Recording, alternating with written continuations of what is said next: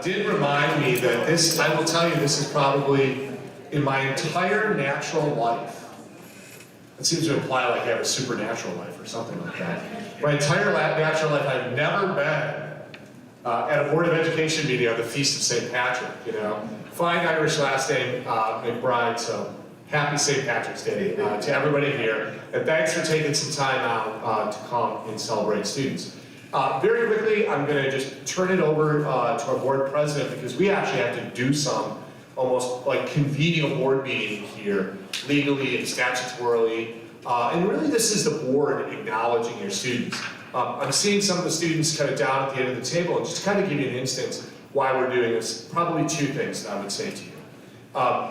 Thing number one is there's all sorts of things that we say in schools is an achievement. And there's many things. You know, there's academic achievement, extracurricular achievement, you name it. But tonight, we're really here to celebrate performance. And I cannot tell you how nervous, I've been doing this for 37 years. I still, when I see an athlete like Justin, all alone, out there wrestling, I get nervous. You know, I know he knows what he's doing. I've seen him wrestle. But I get nervous because that's a really vulnerable, the other wrestler's trying to win too, right? Justin trying to win, the other guy's trying to win as well, right? And then I was up in Milwaukee, and some of our really outstanding vocal musicians. We went to the Great Lakes regional competition. Some of these folks will acknowledge them next month. But out of 10 regional schools in the whole Midwest, we swept the thing. Every award was won by a Lockport Township ensemble. And then we finished champions and runners-up. Here's the reason why I'm mentioning that. It is brag worthy. Because I would just submit to all of you who really care about your children's performance in a Board of Education, I feel really, really good about my future, knowing that I've got young people who can stand in the spotlight and under intense pressure, be state champions in girls wrestling, be champions in the most elite in the Midwest, vocal, can go to a tough state to bowl and finish with the state trophy. That's amazing. That is grace under pressure at a very young age. So that's the first thing. That's high achievement. But the second thing is it's worth just taking a second on St. Patrick's Day to say, we really value, we see you. I've seen you bowl before. It's pretty impressive. I saw you last year. It was cool. You're very intense. And if you've never seen bowling, it's like all of these sports. I don't know how these young men and young women do it like in a state series. It takes intense, high-level concentration over a long period of time. And I just be impressed. That's just the way it is. I'm just impressed. So we make it visible. It's worth making it visible. So I'm going to turn it over to our board president. If you don't know who I am, I'm Bob McBride, superintendent of Lockport Township High School District 205. This is our awesome Board of Education. Could you please welcome them, give them a big round of applause for promoting them to the meeting. Thank you, Dr. McBride. My name is Ann Lopez-Caniva, and I will start off. We're still in session here, so do I have a motion to reconvene the regular meeting? All right, it's been motioned by Mr. Thies and seconded by Dr. Shaw. Roll call. Shaw? Yes. Teague? Yes. Patton? Yes. Harrison? Yes. Travis? Yes. Lopez? Yes. All right, regular session reconvened. And if we can all stand for our pledge of allegiance. It's right over there in the corner. All right, and we'll do it all in unity. I pledge allegiance to the flag of the United States of America, and to the republic for which it stands, one nation, under God, indivisible, with liberty and justice for all. All right, next we have our resolutions and recognitions.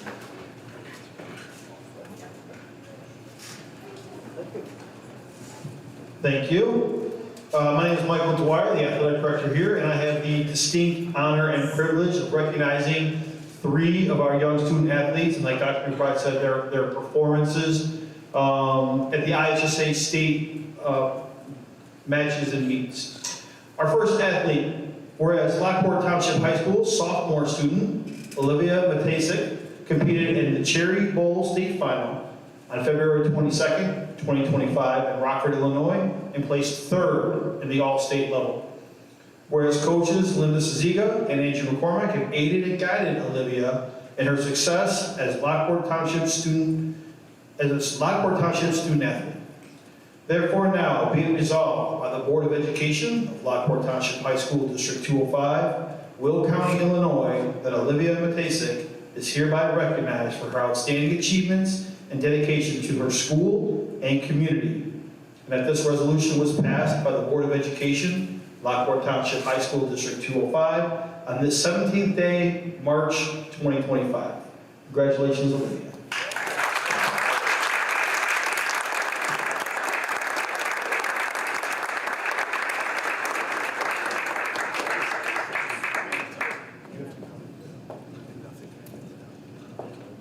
Our second resolution. Resolution recognizing the accomplishments of Lockport Township High School boys wrestler Justin Wardlow.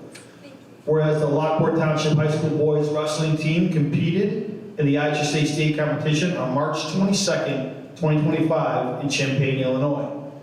Whereas Lockport Township High School junior student Justin Wardlow placed second in the state wrestling competition. And whereas Coach Jameson Oster has aided and guided Justin in his success as a Lockport Township High School District 205 athlete.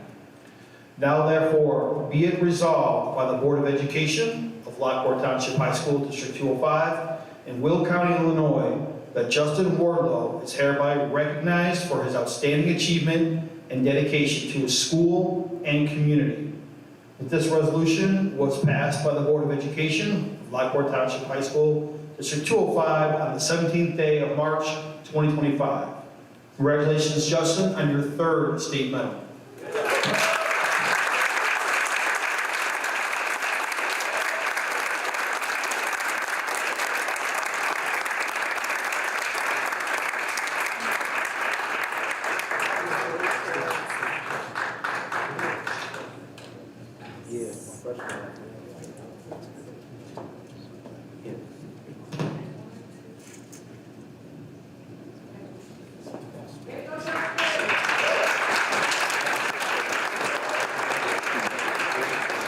And now our third resolution recognizes the accomplishments of Lockport Township High School girls wrestling athlete Claudia Heaney.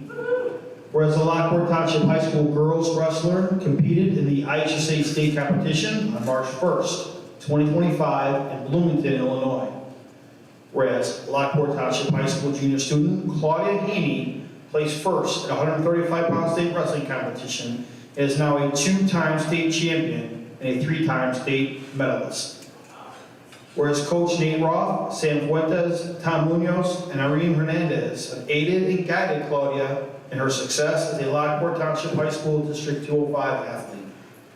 Now therefore, be it resolved by the Board of Education of Lockport Township High School District 205 in Will County, Illinois, that Claudia Heaney is hereby recognized for her outstanding achievements and dedication to her school and community. And that this resolution was passed by the Board of Education of Lockport Township High School on the 17th day, March 2025. Congrats to Claudia, who couldn't be here this evening. Coach Roth is here to accept on her behalf.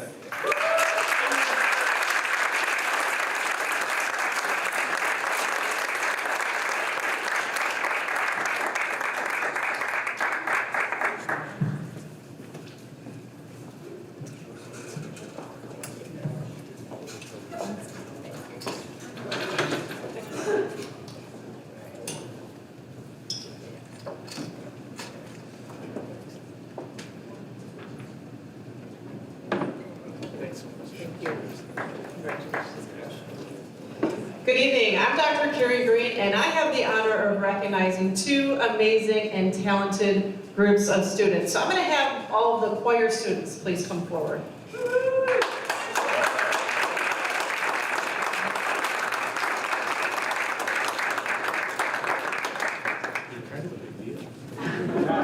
a very big deal. We'll be honoring some of them again next month.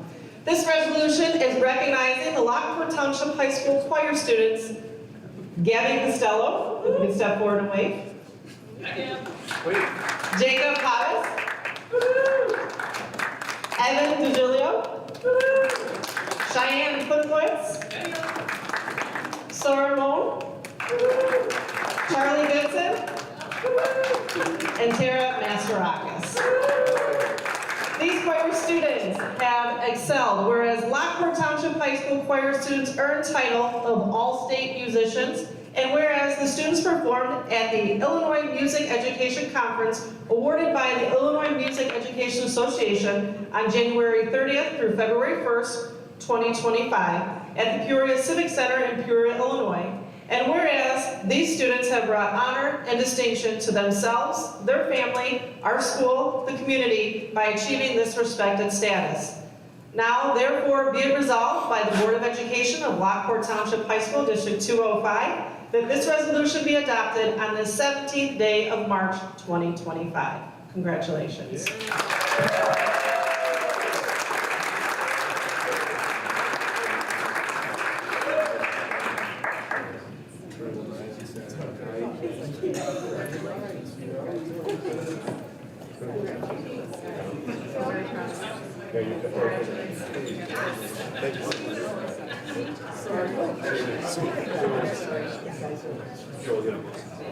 Oh, yeah, open it up. Didn't have it.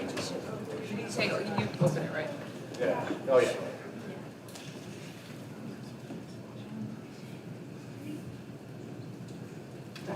And you guys are awesome. Congratulations, one more round of applause.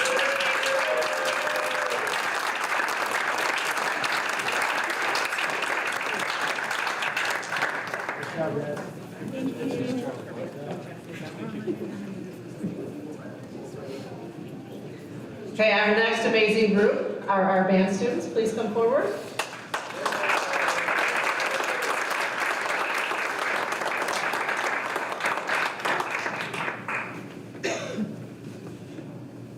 This resolution is recognizing our Lockport Township High School band students. As I call your name, if you can just give the crowd a little wave. Thomas Boglazowski. Taylor Mraz. Allison Menahan. Ryan Paprika. Kaden Amundsen. Christopher Ripley. Aiden Locke. Logan Nasco. And Cayenne Santiago. Whereas Lockport Township High School band students have earned the title of All-State Musicians, and whereas these students have performed at the Illinois Music Education Conference awarded by the Illinois Music Education Association on January 30th through February 1st, 2025 at the Peoria Civic Center in Peoria, Illinois. And whereas these students have brought honor and distinction to themselves, their family, our school, and the community by achieving this respected status. Now therefore be it resolved by the Board of Education of Lockport Township High School, District 205, Will County, Illinois, that this resolution was adopted on the 17th day of March, 2025. Congratulations.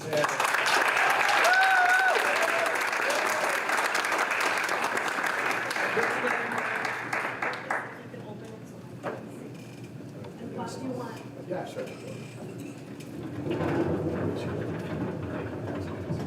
Great concert last Thursday.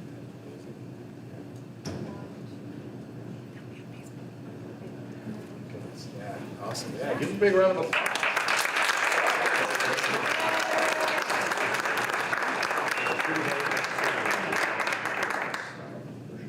Great job.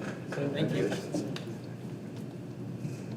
Hey, we are set for the evening, so if you want to see choir, these guys already did it. Who went to their concert last Thursday night? You know what I said to them? I've been doing this 37 years, like I said, as good as anything that I've ever seen. I mean, they just had an incredible concert. If you want to see a little choir, you can go Thursday night for choirs having their winter concert. So if you want to see what we saw in Milwaukee, you get a little taste of that as well. Hey, thank you so much for being here and celebrating these students. We're gonna take a little break. There's an amazing school board meeting that if you'd like to come to that, we'll be heading down, and I'm gonna turn it over to our board president, because our board actually has to vote on these resolutions. All right, thank you. Before we take the vote, I just want to say congratulations to all the students and the athletes. I mean, this is outstanding. I mean, I'm very proud to say that Lockport Township High School District 205, you guys have made it a champion school. Thank you. And thank you to the parents too for all the support you have given them and the coaches. All right. Do I have a motion to accept the resolutions as presented? All right, it's been motioned by Mr. Thies and seconded by Dr. Shaw. All in favor? Aye. Thank you.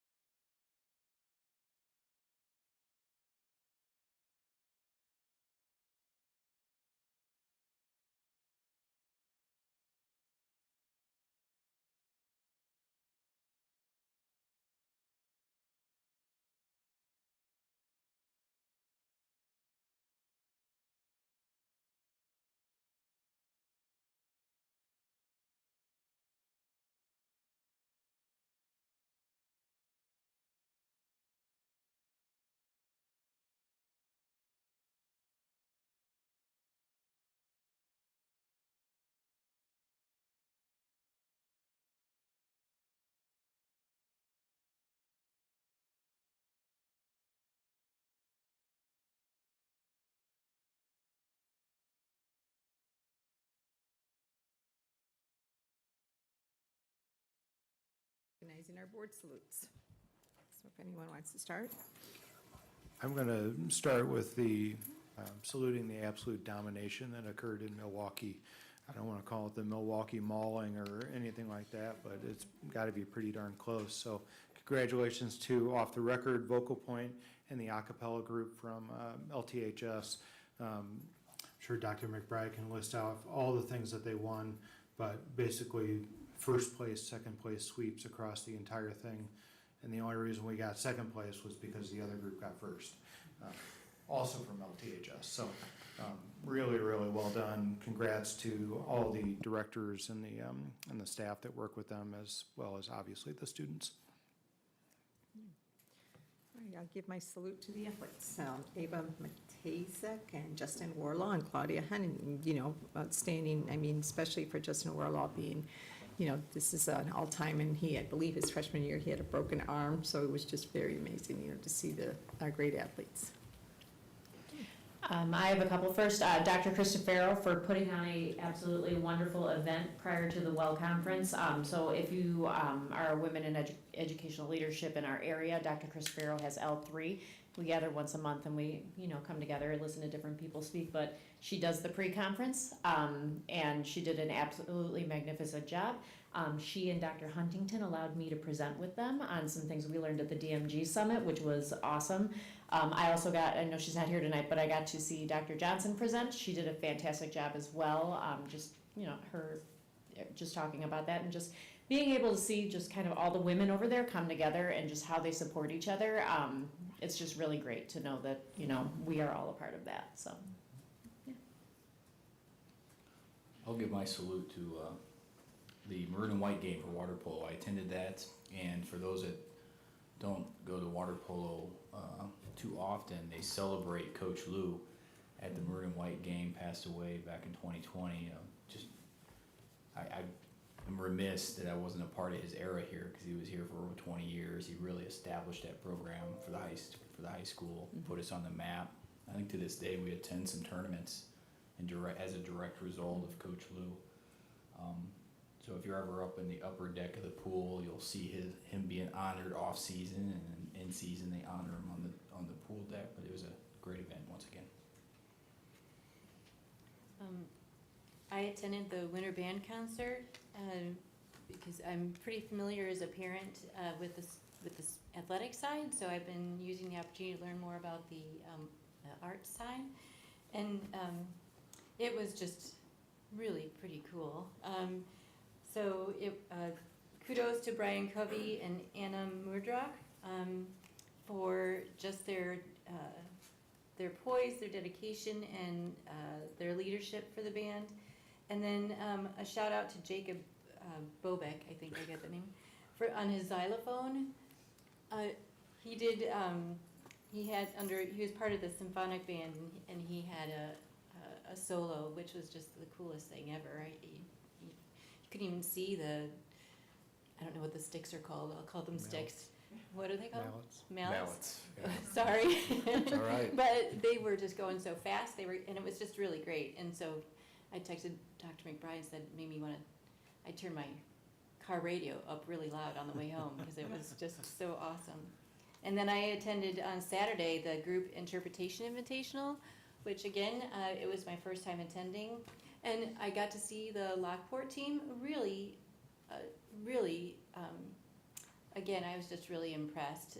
The kids just do a great job. I learned some of the rules around that, about the costuming and things. And so a shout out to Matt Carlson for, announcing and moderating that invitational. And they had a contest or a vote onto potentially renaming the invitational, so I'm curious to see what won out. I actually did vote. I told Matt I wasn't going to vote, but because it was just my first time, but I actually did vote, so I'm curious to see what they ended up with. But really, again, I can't say enough about the drama team and the musical side of the school. Just really impresses me every time. So thanks so much. I want to give my salute to, I've been under the weather, so I didn't get a chance to attend anything, but all the students that got recognized tonight. Want to give my kudos to them, and also to the administrators here at Lockport. You know, we pick out, you know, different ones, but I think they're all doing a fantastic job, and just want to give my kudos to them, the entire staff. I have two board salutes. My first one, I wanted to salute the work of AP advocates, especially this next month. We're hosting sort of panel type discussions during Compass time for students to come who are new to taking certain AP classes, especially ones like AP Lang, AP Pre-Calc, those ones that a lot of kids are in this year as sort of an entry-level AP class, as a chance to ask questions and learn tips and tricks and ways to study in preference for the AP exam. And one, I think that's really just such a testament to the time that Compass is built into the school day, how valuable it is that students are get together with other students to share their experience and their expertise, things that they did that made them successful and things that they wish they had done to help the next generation of AP students. And then just as well, the work of Mrs. Featherling. AP Advocates has grown into such a wonderful club that I feel really aligns with the board's values and their goal, especially with equal opportunity schools, to increase the access of AP classes. I feel it's something that we would not be able to do without that club. I just wanted to reinstate that, wow, Vocal Point and Off the Record did amazing. I have a couple of friends in those a cappella groups, and I just like so proud of them. Like, it's unbelievable. And then I'm a wrestler, so watching Claudia Heaney win her second state championship title is just amazing. I remember being there the first time, and I just got chills. Like, it's a wonderful experience to watch your teammate really just win something that they've worked for all their life. And then same thing with Justin Wardlow. And then one more thing, I just wanted to say thank you to our administrators. I just found out that they're going to be here all spring break, and I just think that they put in so much work. And yeah, they make this school run so well, and it really works. Thank you. All right, moving on to our reports. Student board member report. So the first part of our report is going to center around the work that we did at our last Superintendent Advisory Council meeting, and that's what I'm going to cover. And so this past meeting, we really honed in on cell phones and what we want to work on in these next few months, the next school year with cell phones, especially in light of the legislation that's occurring right now with cell phone policy. So first off, the current policy overall is that LTHS supports the use of technology. We are, I believe, a technology-forward district, recognizing how technology is evolving, and I think part of that is just acknowledging the good and the bad that comes with having cell phones present in our school. And with that, classrooms currently have a variety of policies. We have some teachers who, as soon as you enter the doorway, you have to put your classroom away for the whole class. You have some teachers whose phones only need to be away during tests. And then you have some teachers who are no worse for the weary, don't care. So ultimately what we really want to do is create uniformity in this, and so that in any classroom that you walk into at LTHS, you're going to see the same practices implemented to ensure integrity in our educational spaces, that every student is experiencing the same thing with technology, or at least to the best of our ability, creating that. And so we have 4 essential questions that we kind of center our discussion around. And so these questions were, how would LTHS enforce a policy? At what level would the policy be implemented? Where could you use your phone in the school? And then what about medical reasons? Because that obviously is a caveat that we always have to think about as we have unique individual students with unique individual needs. The decision of the council is that there needs to be a universal system for phone holders in classrooms. Teachers can choose how they necessarily want to use these, but consistency is key, And respect is on the front end. This only works in the sense that if a teacher asks a student to put their cell phone away for the whole class or only for a certain part of class, that is respected and is followed through. And so with that also appropriate punishment. And we say this in the sense that not to just punish, but to lead to learning. It should be a learning experience. And then also the purpose of limiting the cell phone use is so that students understand that their time is valuable, the teacher's time is valuable, and time should be advantageous and used to our advantage in the classroom. The school day is only about 6 hours long, only about 170 school days in the year. It's not infinite, and so just respecting each other and the time that we have together. And then with that, we really focused on just the impact of enforcement, because if there's no sort of enforcement and no sort of consequences, then we're just going to have a continuation of the problem. And so with that, to support enforcement, we talked about considering creating a special sort of section within the dean department just focusing on technology, whether that be one dean that just focuses on technology, or a couple of deans, or one day a week where they just focus on technology. There's multiple different ways where you could fashion that, but having a special sector in some way of the dean's office focusing on technology, because it is such a wide part of the school and it's something that is hard to completely control, to create a sort of cushion in our school to allow for that to happen. And then also as a teacher, if there's no receipt, there's no way of knowing if the punishment occurred. So just that follow through with the teachers as well, if something did happen in the dean's office, it being communicated to the teachers, so they're also knowing. And really just go over certain topics that the advisory council had picked for us to go over. So one of the main things was mental health.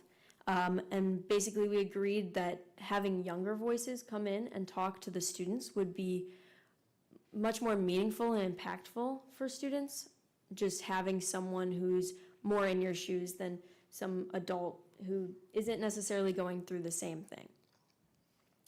And then we also talked about the SEL days. We have very good SEL days. I think that our athletics department has us meditate a lot and goes through this curriculum. But at other schools, there was an ability to get like certified with helping others with like disability in their health class. So something that just allows students to help others even going through mental health issues or physical, yeah. And then the next thing we talked about was student engagement. One of the main topics under that was AI. And we basically all agreed that it should almost be taught to be useful and creative, because it's going to be used kind of whether we like it or not. If it's taught, it'll be used for good. If we ignore it and try and punish it, it won't necessarily go away. And we kind of talked about it like it's a calculator. If you get to a certain point where you are able to use a calculator, but before that, you had to do the work to do the long division. But now, since you're at a higher level, you can use the calculator now. So kind of embedding it into the curriculum where it's like, you've gotten to a certain point, you can use the AI now. And then we spoke about curriculum and resources.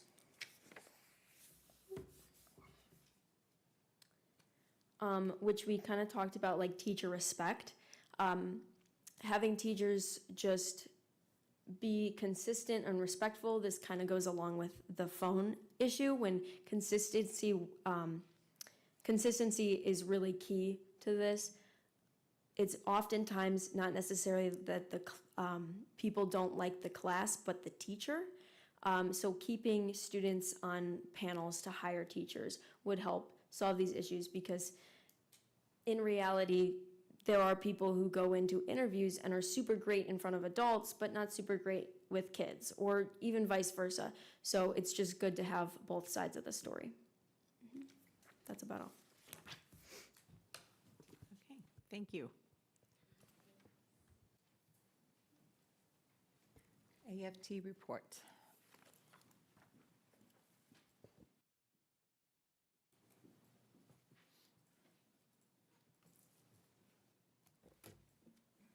Good evening, everyone. After listening to all of your salutes and all of the amazing things, it is always a great day to be a porter around here.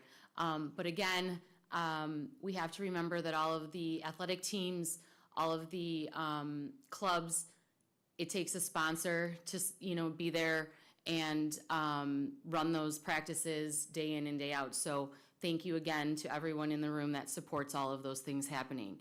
I wanted to thank Dr. Greenan and the administration team for making our job postings a priority with many area schools moving to the 8-period day. I don't know if anyone watches like I do, but there's many schools with a lot of teaching openings. So it is very important that we were, did that go off? That we were ahead of the game on that. So I appreciate that and getting those posted in a timely manner. To the school board, whatever happens in a few weeks, I just want to say thank you for your dedication to our district and our students. You don't have to be here, and we recognize that, so we just want to thank you for your time. So, thank you. Thank you. Thank you. All right, and let's see. ISB Governing Board Report. Yeah, Luann, it's Bob McBride. I don't know if you have any. I had one IASB item. I don't know if you have any at all.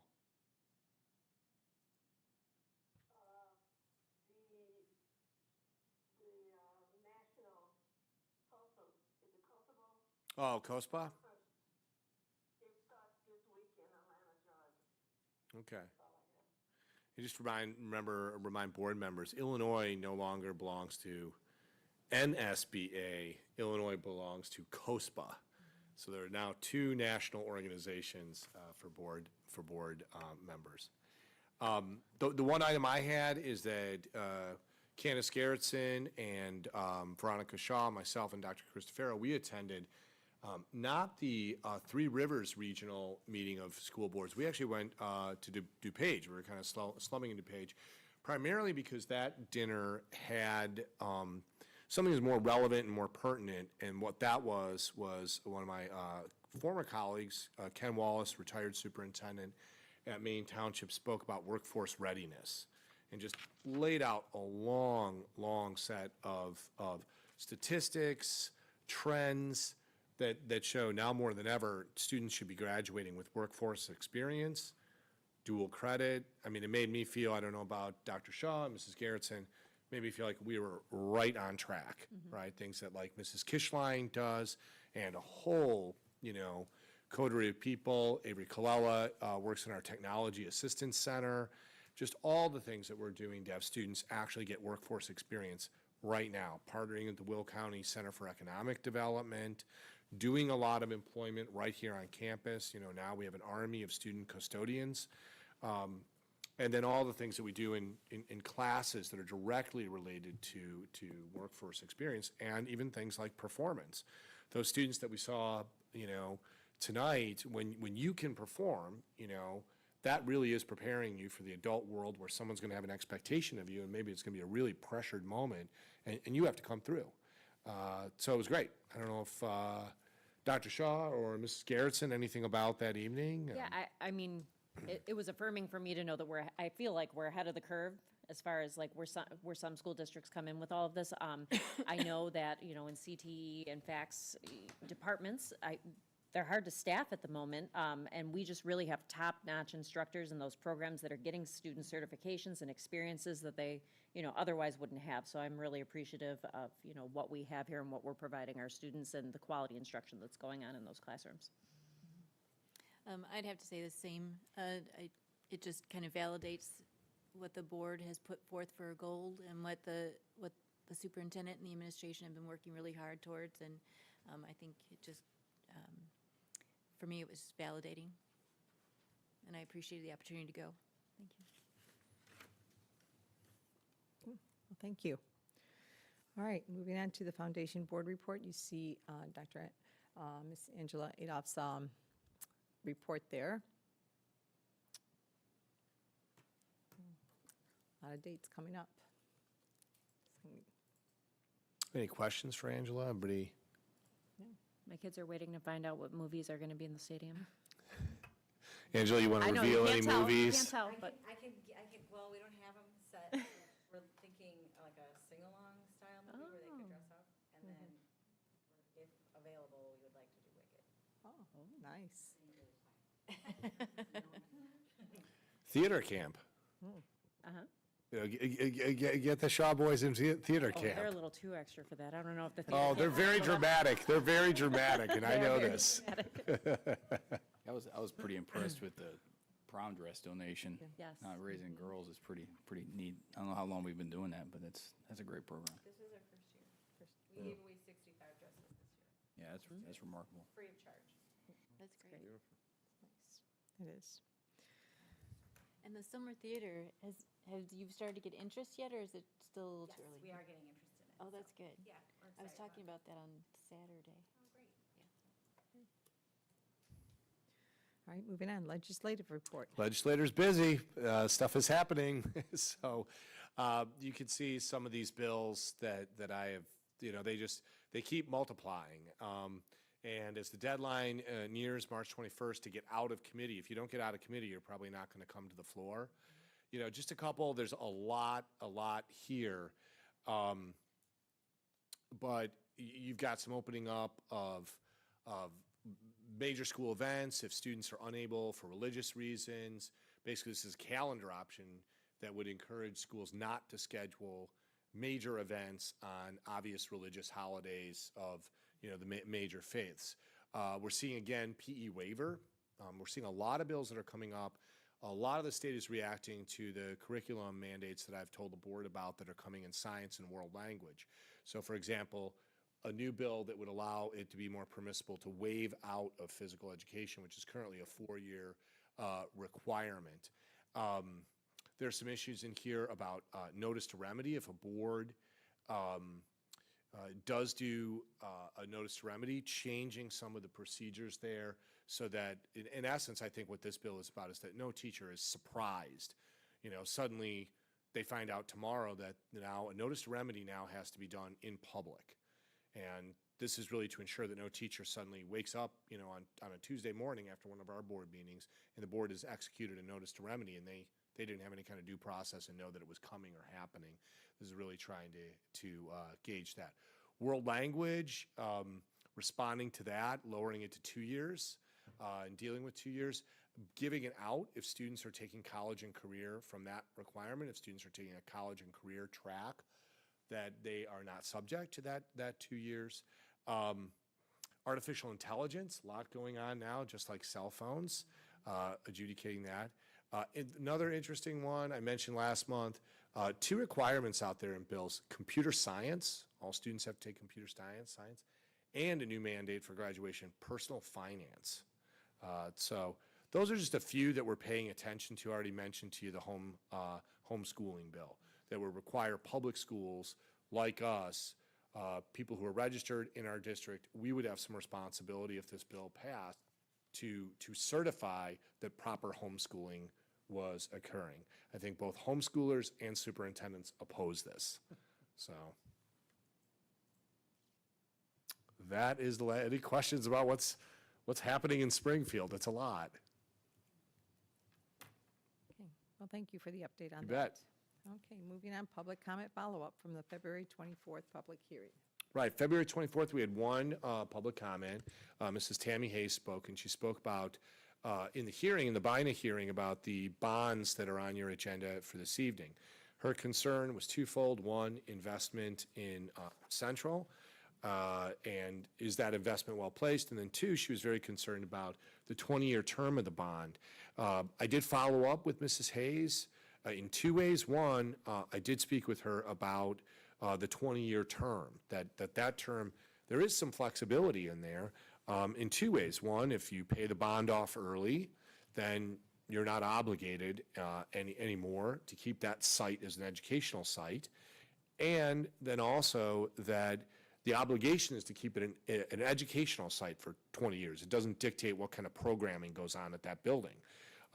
So you don't, she was under the impression that you would have to keep it as is, a freshman center for 20 years. Not the case at all. Then additionally, Mrs. Hayes is a board candidate. All board candidates have been invited to go to our facilities master planning, was here last week, and I think we fleshed out a number of different concerns that she had as well at that meeting. And really that whole council came to a consensus around the statement that you released last week, namely that, one, from a practical point of view, work at Central, the likes of which we'll talk about tonight, is necessary. Two, that it's necessary because we need to house properly 900 students. There's not, as we learned last year, there's not some other site waiting for us in the district, even if one was a proponent of building a brand new building and one thought that the electorate would pass that. Many of the members of the council who were in the construction business explained how that's about 4 or 5 years out. If tonight you had the authority to do that, what do you do in the meantime with the building? That became very clear to everybody there, and I thought it was a good point where we really moved on, and that council really gave its consensus behind your statement. So that was followed up with Mrs. Hayes. Oh, thank you. All right, moving on to public comments. At each regular open meeting, members of the public and district employees may address the school board during the public comment section of the agenda. Individuals appearing before the board are expected to respectfully follow the guidelines of Policy 2:230 and Policy 8:30 available upon sign-in. Public comments are important to the board. However, it is customary not to respond on issues until time has been taken to gather information and discuss all options. Lack of action or response at the time of comment does not imply lack of interest in the issues brought to the board. And we have a Mr. Tim, I can't pronounce the last name. Tim Sedovy. Okay.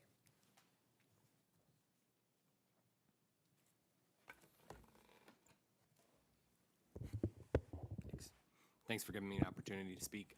Tonight, I just wanted to echo the sentiment of Dr. McBride from our Facilities Master Planning Council meeting. Last week, the Facilities Master Planning Council meeting, at our meeting, we unanimously, we came to a unanimous agreement that we should recommend to the board that they move forward with the $15 million life safety bond. Which will be used over 2 summers to replace the current roof on the facility and repair the decaying masonry that we see as a must need to be done. What I thought was really most interesting about that meeting is that the Planning Council is representative of community members across all 3 communities that Lockport Township High School serves. We had 6 school board candidates that attended, and I would say 2 representatives from community special interest, political ideological groups maybe. And we were able to, in a very democratic way, come to a unanimous consensus. This is what's best for our communities moving forward. And I think whenever you take $15 million into account, and the potential that it's going to have to be paid over 20 years. Especially at this time in America, maybe, that sometimes getting those unanimous decisions moving forward is very difficult. I do think there were some important things to discuss. So as Dr. McBride said, and has been stated many times, that there's going to be no additional tax burden to our payers or to our communities. There's the potential to early pay it or repurpose the freshman building if something were to happen in the future. And I think there were some shortfalls that we discussed too. Not only is it $15 million, but it's investment into an aging facility, and I think that's concerning to many people in the community. But I think what ultimately the decision was is that we owe it to the students and the staff at the school to move forward, to make sure that they have a safe and productive environment to continue to learn in, while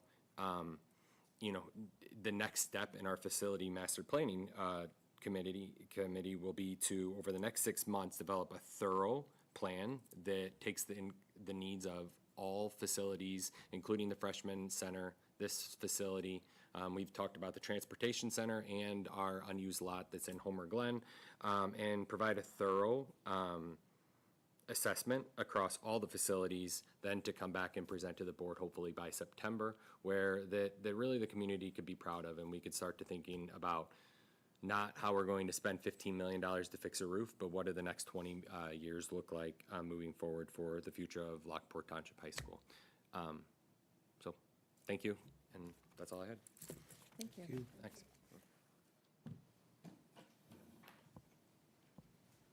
Okay, moving on to communications, there were none, and freedom of information requests, there were 2 that were in your board packet there. And then we're going on to our approval items. I just need a motion to approve the regular board meeting open session minutes of February 24, 2025. So moved. Second? It's been motioned by Mr. Thies and second by Dr. Shaw. Are there any questions? All right, hearing none, roll call. Tease, Yes. Johnson. Shaw, Yes.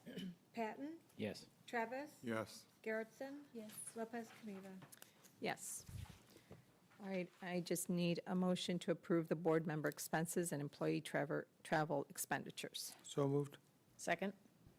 All right, it's been motioned by Mr. Thies and second by Dr. Shaw. Are there any questions? All right, hearing none, Oh, roll wait. call.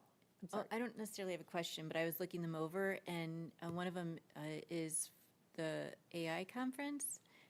And so I'm hoping that we can get a debrief of what the attendees learned there, and because I looked it up, it looks pretty cool. Yeah, it's the AI show. And Matt Tusteroff is trying to get me to go to this, but I have a personal reason why I just might not go. But that would be an interesting thing next month to have. We have the AIRG, which is the Artificial Intelligence Research Group. We belong to we're one of the founders of the Chicagoland Area Artificial Intelligence Consortium. And this is really an invite that as members of that consortium, we've received this invite to go to the show. Even though there's expenses here, there's no registration cost to go to the AI show. Kind of interesting. So it does seem like a really, really worthwhile. It's tantalizing. I just have a personal conflict I have to attend to. So we'll do that. I'll get that in my superintendent's report. It'd be interesting. Thanks. Okay. Do we do roll call? Garrettson, Yes. Shaw, Yes. Travis, Yes. Patton, Yes. Tease, Yes. Johnson. Lopez Caniva. Yes. Okay, moving on to the treasurer's report.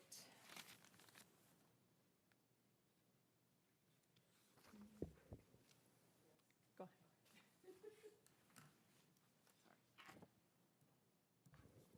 Good evening, board. Okay, highlights of the treasurer's report for the month of February. The financial reports for the month are probably the highlight, because the 5-year financial forecast and enrollment were from previous months, right? So they're just reminders of the board. So in your financial reports, I believe Dr. McBride appears to be pulling them up right now. You'll see as we approach the spring here, before we start collecting taxes, you'll keep seeing our balances on hand trending down. Because we are spending cash on hand. Later in the agenda, if the board approves the 15 million in bonds, when we receive those funds, it'll go back up. Depending on the timing of that, it may or may not also be at the same time as taxes start rolling in May, but I think it should be before that. So I don't know if there are any questions. If you look at our expenses and revenue, they are trending where we expect them to be for this time of year. So are there any questions on any of the financial reports?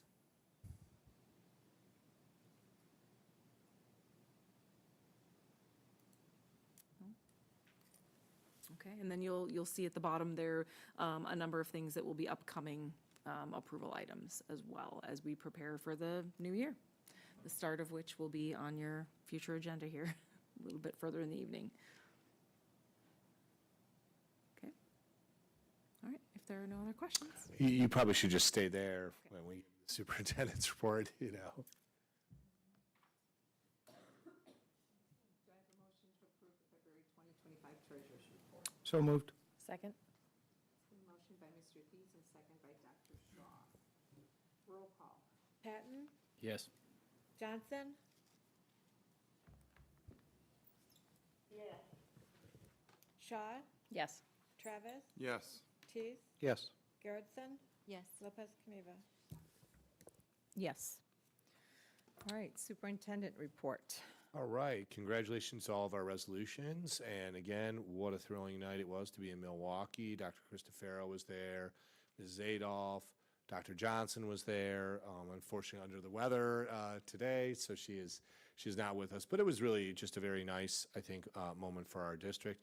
I also enjoyed very much. I thought that Avery was going to say the best part about going to Bloomington was my exceptional driving skills. But it was very nice going with Avery and Aleem Husseini down to that student summit. I really appreciate it. It's the first time a state superintendent has done it, brought students from all over the state on critical issues to see what they think. I neglected to say in the legislative report, I did get a chance to talk to Dr. Tony Sanders. One concern on his mind, I also didn't let him forget about the school construction grant and our situation last year. But I would say to the board legislatively, he is, concerned about the state of federal grants for the state of Illinois. Looking at what is trending, what is happening in the federal administration, what might that mean, in the future for the type of grants that we receive, Title I, Title III, IDEA, Perkins grant. It's an unknown right now, especially as Department of Education positions are eliminated, and generally most of the people who work at the Department of Ed disperse grant funds. So it's very, very, very interesting conversation. Tonight, I want to just jump into two, and I hope it's a really robust discussion, two very important items. So this is the discussion portion and presentation portion. Later in the agenda is the actual approval. And first up, and I'll share at the end some special dates coming as well. But first up is the 2025-2026 licensed staffing plan. I'm going to have Dr. Green and Mrs. Croy take that away.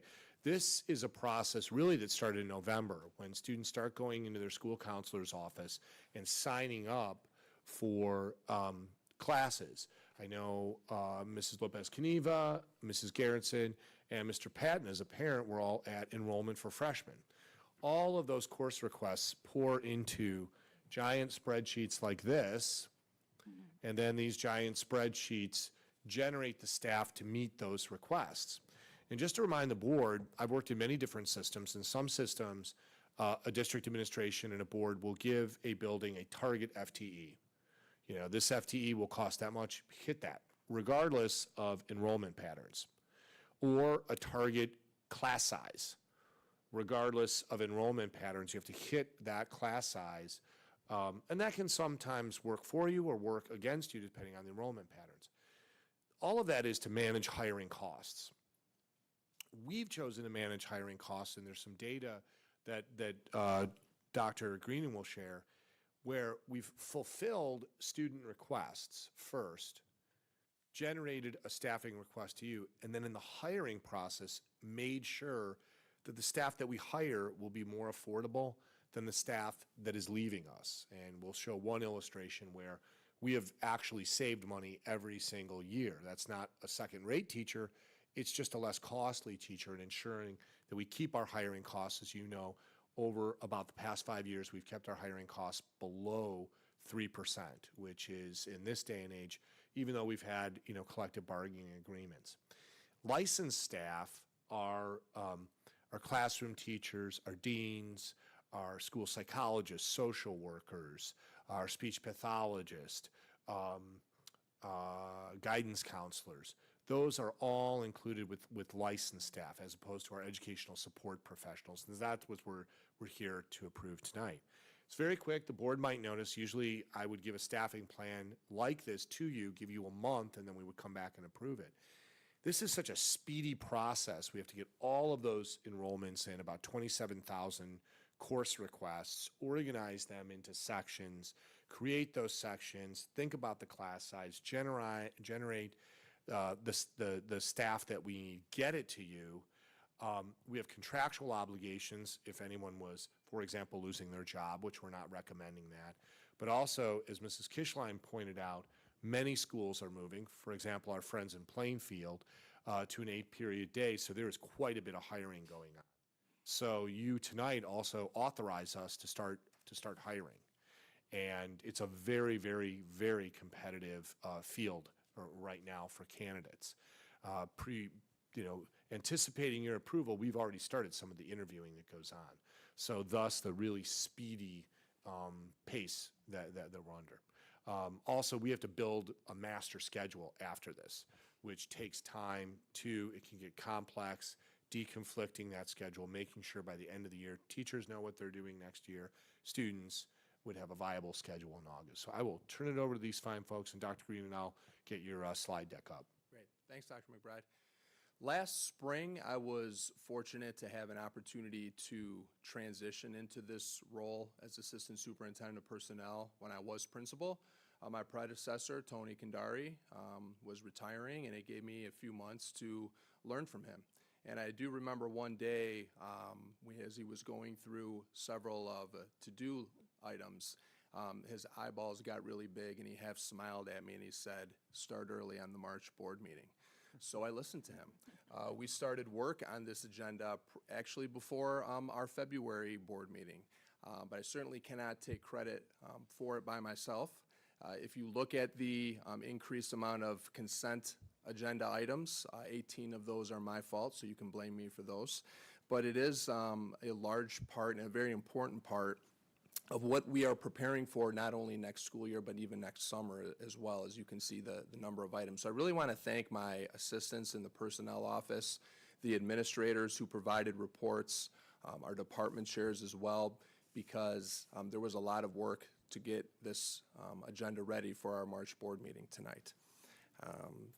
Tonight, Stephanie and I are going to really give you a little bit of a behind-the-scenes look at the process that Dr. McBride started to introduce here before I started speaking. There's so much that goes into something called sectioning, which I'm going to talk about, that starts very early, as you're going to see a slide that I have that has times we use acronyms, and we want to make sure that everyone understands the meaning behind them. So I believe Dr. McBride mentioned one of them, FTE, referring to our full-time teaching equivalent. That would be our licensed teachers, counselors, social workers, deans, and department chairs. The state of Illinois issues what we call a PEL, Professional Educator License, which gives teachers the opportunity and the ability to teach in the state of Illinois, and for us, of course, for secondary education level. Then teachers are endorsed to teach a particular subject, of course, that they go to school for. Multi-endorsed teachers is something that we're fortunate to have some teachers who teach multiple subjects. It's a nice thing to be able to have when we go through the sectioning process. It's something, of course, that we consider when we go through our hiring process. Easier said than done, but it's something that we do look for. And we have some examples of teachers who, for example, may have their learning behavior specialist endorsement to teach special education, but then they also have an endorsement in horticulture, or they may also have an endorsement in social studies. So that can help us, and we certainly look for candidates that have those in multiple endorsements. And then sectioning. It is a simple term that has very large implications. It reveals the courses that our students want to take. It also reveals the staffing that we are going to need for the upcoming school year. It involves, of course, the classes that our teachers teach, but it also involves some collective bargaining things that are in the agreement, obligations, and I'll mention those a little bit later in the presentation. So our timeline. I remember when I was assistant principal and principal, so much time and energy goes towards the beginning of the school year. And then we start the school year, and extracurriculars start, and then we have homecoming, and then it feels like we're at the halfway point. We have parent-teacher conferences, the holiday season's here, and then you blink twice, and then you start getting ready for the next school year already. And Dr. McBride actually mentioned it. I have here December 10th to February 19th. That's when December 10th is when students officially started entering their courses, but it really did start even before that in November. We already start getting ready for the next school year. The Freshman Center has their step-up night. And so again, we really get going quickly, and this is a process that involves multiple stakeholders. We have our counselors, school counselors who are heavily involved. We have listened to our students over the years and a desire to have an increased in-person time in meeting with our school counselors, and we've listened to that, and we've done that. We know how important technology is and how nice it is sometimes to be able to utilize videos, and we certainly continue to do those things, but we also know the importance of that in-person communication, and our school counselors have done a great job in meeting with our students to go through their course selection process. Our teachers as well. Our teachers, of course, talk about the subjects in their department with their classes to encourage them along their student course selection process.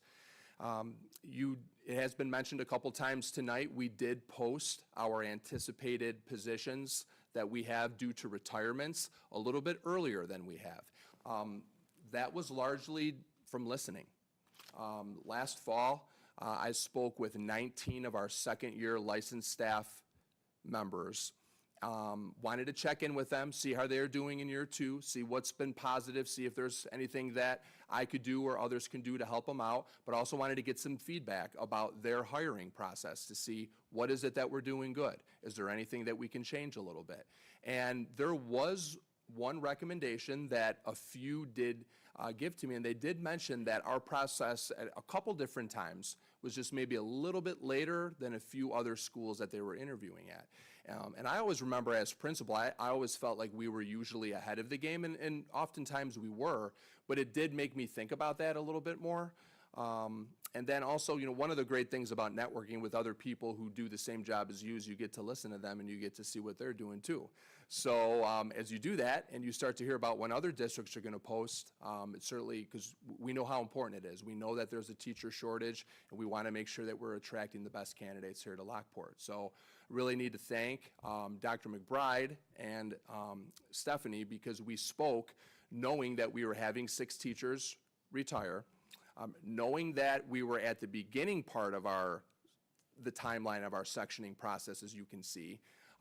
So it was before we were getting all of the numbers, but because of the work that has been done in the past and us being able to pay attention to student enrollment projections and also learning from our sectioning in past years, we were confidently, at least Dr. McBride confidently told me, go ahead and post those positions. So really need to thank him for that, because that allowed us to get the postings out there and start our process where we are either near the end or pretty much at the end for some of the positions that I'm going to talk about. So you can see the rest of the timeline there. We have been participating in some job fairs. I'm a part of the Illinois Association of School Personnel Administrators. They have a virtual job fair that we participated in for the first time. Again, there's nothing that replaces in-person communication, in my opinion, but it was cool to be a part of the virtual job fair. Dr. Green joined me, as well as some department chairs as well, and we were able to interact with about 50 people in a couple of hours. So I can anticipate us doing that again. And then, of course, we had some in-person job fairs that we attended. My assistants went to the Illinois State Career Fair, and just last week, we had some representatives go to Lewis. So we have been on the recruitment trail during this process. There was one other person that I believe I forgot to mention in some of my thank yous. That's our Director of Student Data, Pat Dean, because he's a big part of this sectioning process. You can see the school links transfer to Infinite Campus is a big deal. Putting all of those course requests into action, into our Infinite Campus system, so that we can read that data and then be able, our assistant principals then really begin that sectioning process to determine those numbers. There's a number of different other points along the way, as you can see there. Our building admin team did such a great job meeting with department chairs to look at numbers. We had our large sectioning meeting that took place on March 7th and March 10th, and that leaves us for us here tonight for approval for our staffing plan for next year. Considerations for next year, I mentioned a couple times already, we know that we have 6 teachers retiring at the end of the school year, 2 in the math department, 2 in science, 1 social studies, and 1 college career applications teacher. By the way, this information is of last week as of March 12th, so there could be some additions to this as the spring moves on, but all of this information is as of last March 12th. March 12th, last week, I should say. So at this point, we have 3 teachers who are resigning. We had a school counselor who resigned in December. We replaced that counselor with a school counselor in an interim role for the remainder of this school year. And then we are hiring for that position for next school year. In fact, we are at the end of that process, and we have selected a candidate. We have a department chair position to fill. The person is not leaving, it's just resigning from the position. I'll talk more about that later. Every year, we have to consider any possible a leave of absence, whether it be for a part of the semester, a full semester, or possibly even the year. And we do have 1 full year leave of absence in the social studies department for next year. And then the big one is that last point, our student enrollment, the course request that takes place based on registration and the class selections. I'm going to go through a department by department overview that was in the memo a little bit later in this presentation. Some of the financial considerations, as I mentioned, I spoke with Dr. McBride, with Stephanie. We reviewed the anticipated positions that we're going to need. We're taking a look, of course, at the cost, those teachers who retire, taking a look at opportunities for some cost savings for the district as we hire their replacements. So that's what we're going through now.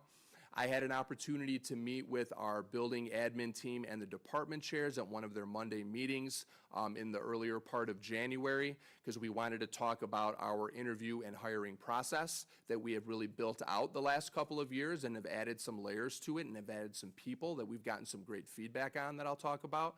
So I had a nice opportunity to really speak to all of those team members so that we can make sure we're on the same page.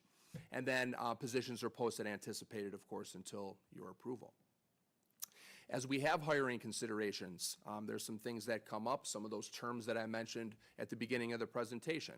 Of course, we're looking for to make sure that the candidate has their license, their professional educator license, or they're at the tail end of their student teaching and they're very much near earning that Pell. Of course, we're looking at what the teachers are endorsed to teach. That consideration to multi-endorsed teachers, of course, is something that we like to see.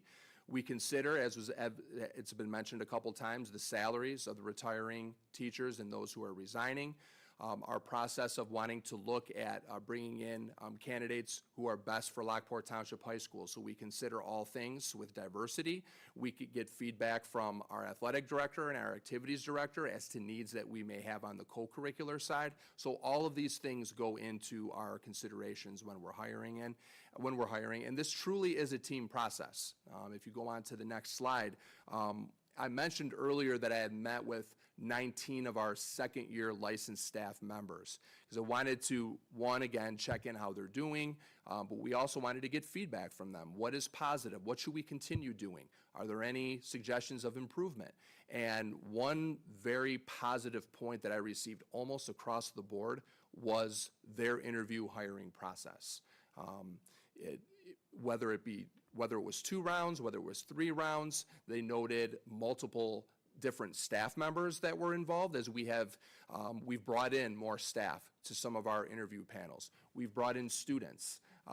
That is usually the first thing that people will mention, is that they love the fact that students were not only involved, but they were actively involved in the process. So we wanted to continue to do that as we get good feedback about that process. So we typically begin with a Google Meet/screening interview process with our department chair, possibly an administrator, another member of that particular department that we're hiring for.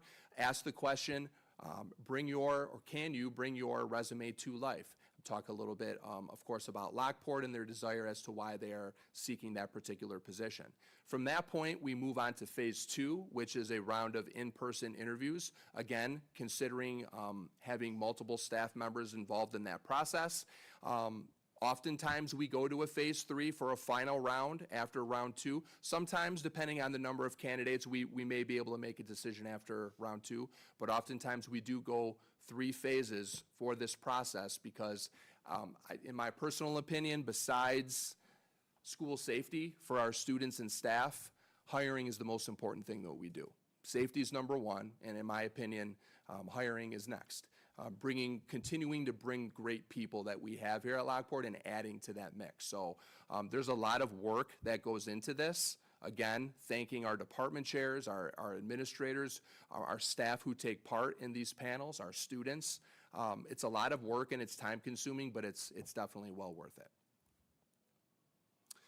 As we get to the end of the process, we have, of course, the panel talk about the candidates, talk about the candidate of choice. Department chair administrators will take that to the next level then and bring a hiring consideration to the district office. Reference calls or checks, both, could be made, or they are made, but oftentimes a phone call or just a check-in with those references that are listed, that takes place, and then the offer is made to the candidate of choice. So this next part of the interview, before I shift over to and have Stephanie talk about the financial end, is just as you saw in the memo, give a breakdown of what we're looking at for each particular department. And I started with the World Language and Cultures Department because the 2 additional licensed staff requests that we have for the 25-26 school year falls under the World Language and Cultures Department, specifically English language, EL, bilingual positions. So as you can see, one of the positions was posted back in February. The Illinois State Board of Education we were up for an audit, an English language audit, and the Illinois State Board of Education gave the recommendation, really the requirement, that we need to co-teach in the 4 content areas. We're already doing it in English, in math, in science. We also need to add social studies. So we did post that position and anticipated back in February. A second additional EL/bilingual position is needed, due mainly to increased enrollment, and then our requirement to ensure that we're embedding language supports for our students. In the memo, you saw the report from Jerome McKibben that was done back in 2022, his enrollment projection. As you can see, his numbers continue to be just pretty much close to being spot on. But Dr. McBride mentions this often. Our projected enrollment numbers aren't necessarily changing too much, but he did, Mr. McKibben, did project a changing in our student demographics. And he continues to be right on with that, because we're seeing that here in this request for the 2 additional EL bilingual positions that we have. In addition, we are needing to replace 1 EL teacher who did resign. So I'm going to move on to the next slide, where I'm able to get about 5 departments here. English and physical education, you can see that we do not need any additional staff at this particular time. The sections are the same from the previous year, are equal. We are replacing the 2 retiring math teachers. We are in that process right now. Science, as I mentioned earlier, has 2 retiring teachers. We have the department chair position that I mentioned at the beginning. It's the science department chair position. We also have a teacher who resigned as well. So we are close to the end of our work with replacing 2 of the retiring teachers, but then we have some additional work to do now with the department chair position and then that additional position because of the teacher who resigned. As I mentioned, we have a social studies teacher resigning, so we are near the end of that process to replace that teacher, as well as we will need to hire for a child care leave for the entire school year. College and Career Applications has 1 retiring teacher and 1 teacher who is resigning at the end of this school year, so we will, and again, we are very near the end of that process as well, and bringing on 2 more teachers in CCA. Moving on to the next slide, as I mentioned earlier, we had a school counselor resign back in December, so we, next month, will be bringing to you a candidate of choice for our school guidance department. Special education, so we have a teacher who is transferring to the science department, went through the interview process for one of the open positions that we have in science. However, due to a decrease in sections in special education, we do not actually need to hire for that special education teacher.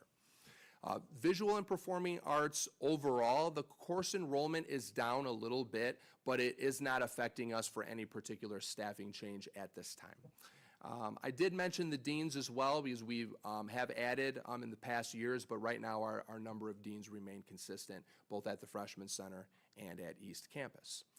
So, to conclude, overall, staffing section numbers, which takes into classes that are being taught by our teachers, and also release periods for our department chairs. Our content department chairs teach 2 classes. One of them teaches 1 because she's also one of our coordinators that I have listed, and then they have release time.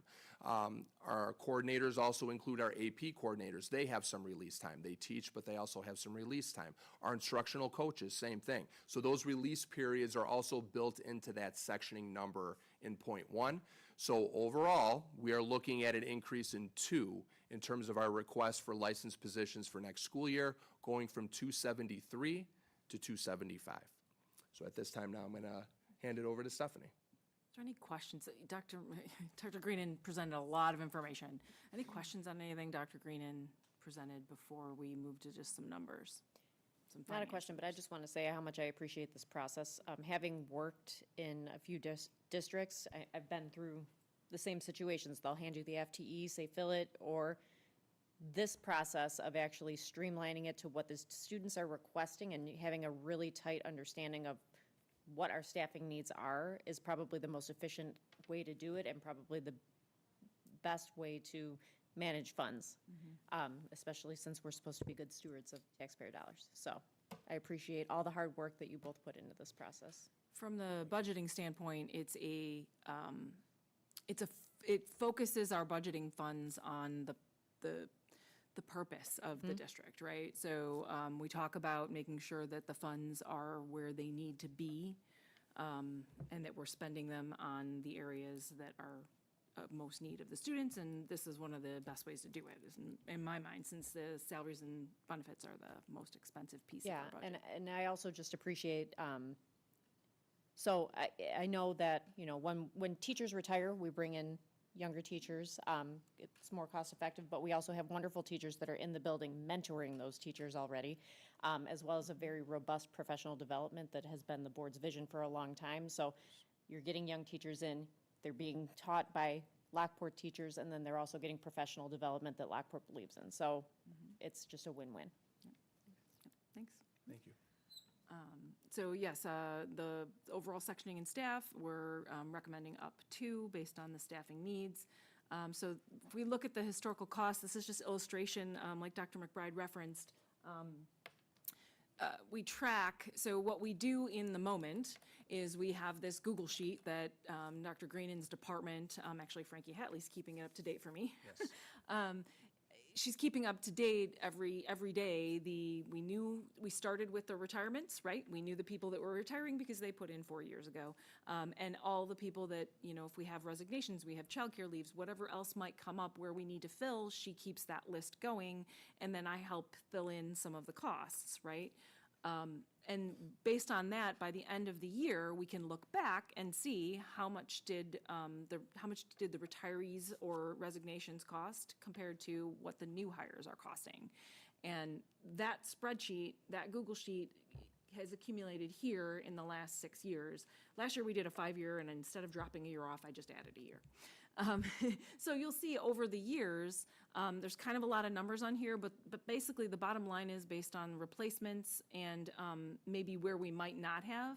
You've got positional data on the top and then costs on the bottom.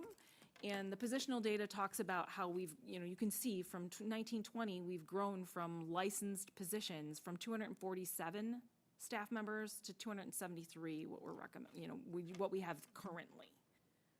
And then we'll be growing to more based on the recommendation. But yet, that being said, we were able to grow all those numbers, but still keeping total costs down, actually. Any questions on that kind of tracking and process? I don't know, it's probably not a question on that specifically, but the 2 extra ones, could you outline, because I noticed it in the notes, as to why it's not those specific 2, but the state is requiring based on our audit, that we hire 2 additional people. So it's not like something that we're just simply asking for to add, but could you explain how that worked? Absolutely. I would say it's a combination of a few things. Yes, the EL audit by the state was one of those reasons. We can't ignore our student enrollment too. You know, when we have an increased student enrollment of students that have English as a second language, and then some might not need services, but then some might too. So we have to ensure that we embed that language support in those particular classes. So yes, the state is telling us, of course, that we want to see that the 4 content areas are co-taught. Of course, we'll do that. We want to embed language supports. Yep, we'll do that too. We have the student enrollment, though, that also supports the need in that particular area, EL bilingual. Yep. Which is a result of the sectioning then. Yeah. You know, we've got those students identified based on access testing, and they have to score a certain score to be able to, that score on that test defines which needs they have, right? And we're talking about a co-teaching model for them, correct? So essentially 2 teachers for the class, and if you think about it in terms of like special services, it's you caught me just fresh out of PSYOP training today, by the way. It's just the EL teacher in the room is providing the adaptation of the material for the students just so that they are getting the appropriate education at their level. I can tell you, this is probably the 3rd time tonight that I've benefited from Dr. Shaw and your background, so I don't have to ask a question or 2 that I otherwise probably would have to ask, so I appreciate that clarity. And we have, this is coming from someone who's not actually in the education departments, right? Like, but I know our co-teaching models have been super successful in our special education department. So this is a good model for our staff as well. Well, I'd say the proof's in the pudding. I'm 3% plus or minus for how many years straight with this method, this process, and identifying the costs and the appropriate number of people to hire. It's just proven itself extremely successful for our taxpayers, for everybody that funds this district. And we take care of it, and we look at it closely, and we pay attention to it. And the work that you all do is miraculous when you think of how many courses are getting requested throughout all of our students, and to compile all of that into all the different components that it goes into to ultimately produce a staffing plan that is not only achievable but also affordable and consistent. And that's what teachers, that's what students, that's what parents look for, is consistency, so that they can rely on it from year to year and know that different things are going to be covered, and that when there's demand, that we're respecting that demand from students to be able to cover it. So, I mean, wonderful job. And we sit in front of you, but the data all, you know, our assistant principals did a lot of work in getting that sectioning data to us and in good shape. I had 3 quick things, and I'll let you respond. McKibben's study showed a spike in seniors for this coming year, but yet the student population looks like it's pretty status quo. That's trending with what you guys are seeing. I was curious if the spike in seniors did impact sectioning. I'm guessing that probably maybe shifts things around a little bit, having more seniors versus otherwise, maybe not. But then also the East Campus has, which this kind of tells me that we are a little bit lean and mean on staffing, because East Campus has a higher student-teacher ratio for quite a few different areas, including PE. I know I felt that personally in the PE classes, along with visual arts and math. Maybe if you can touch on that a little bit. Sounds like we're thinking we can get by without adding there, but it looks like we're pushing the limits a little bit. Yeah, you could see overall, as the graph that show the breakdown of departments, the class averages at both campuses. I really thank our assistant principals for all of their work on this. Mostly in the low to mid-20s, but to your point, PE is a little bit higher. Looking at sectioning in terms of a breakdown by senior class, I can't necessarily say, Derek, that with those numbers that there was a huge shift by any means. You know, I mentioned this earlier too. it's beneficial to have this process the previous years, of course, because we're really able to analyze those numbers and help us make decisions for the future too. Like when I mentioned that I met with Dr. McBride and Stephanie when we knew we were going to have these 6 retirements coming up, I was a little nervous because I wanted to start the process earlier. We wanted to start attracting candidates earlier, but we hadn't gone through our sectioning process though either. So really digging in as an administrative team and taking a look at those numbers, the trends, taking the student enrollment into consideration, and then ultimately needing to analyze those numbers that we get. You know, we can have an enrollment projection, but once we get those numbers that come in, once our students go through their process, then we're really able to make those decisions. So, you know, by and large, yeah, I appreciate what you said, but I do feel like overall that we are in a good position with class size, especially for a school our size. It more than anything tells me we're lean. We're not pushing the envelope and maybe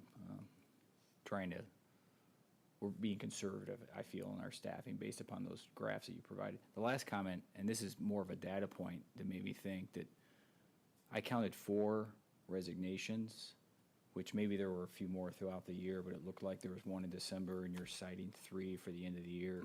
That's 1.5% of staff. That seems incredibly low, which to me is a reflection of, I'm guessing, the culture that's here. I mean, maybe that's, is 1.5% low? It seems low. It's very low.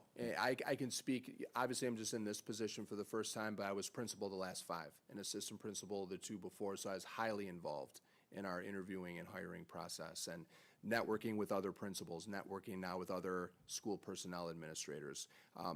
Near the end of this school year, I'll have some numbers for the Board of Education for our licensed staff and our education support staff that we'll take a look at where we were at the beginning of this school year and then ultimately where we end up. We know we're close right now. We might end up having some more.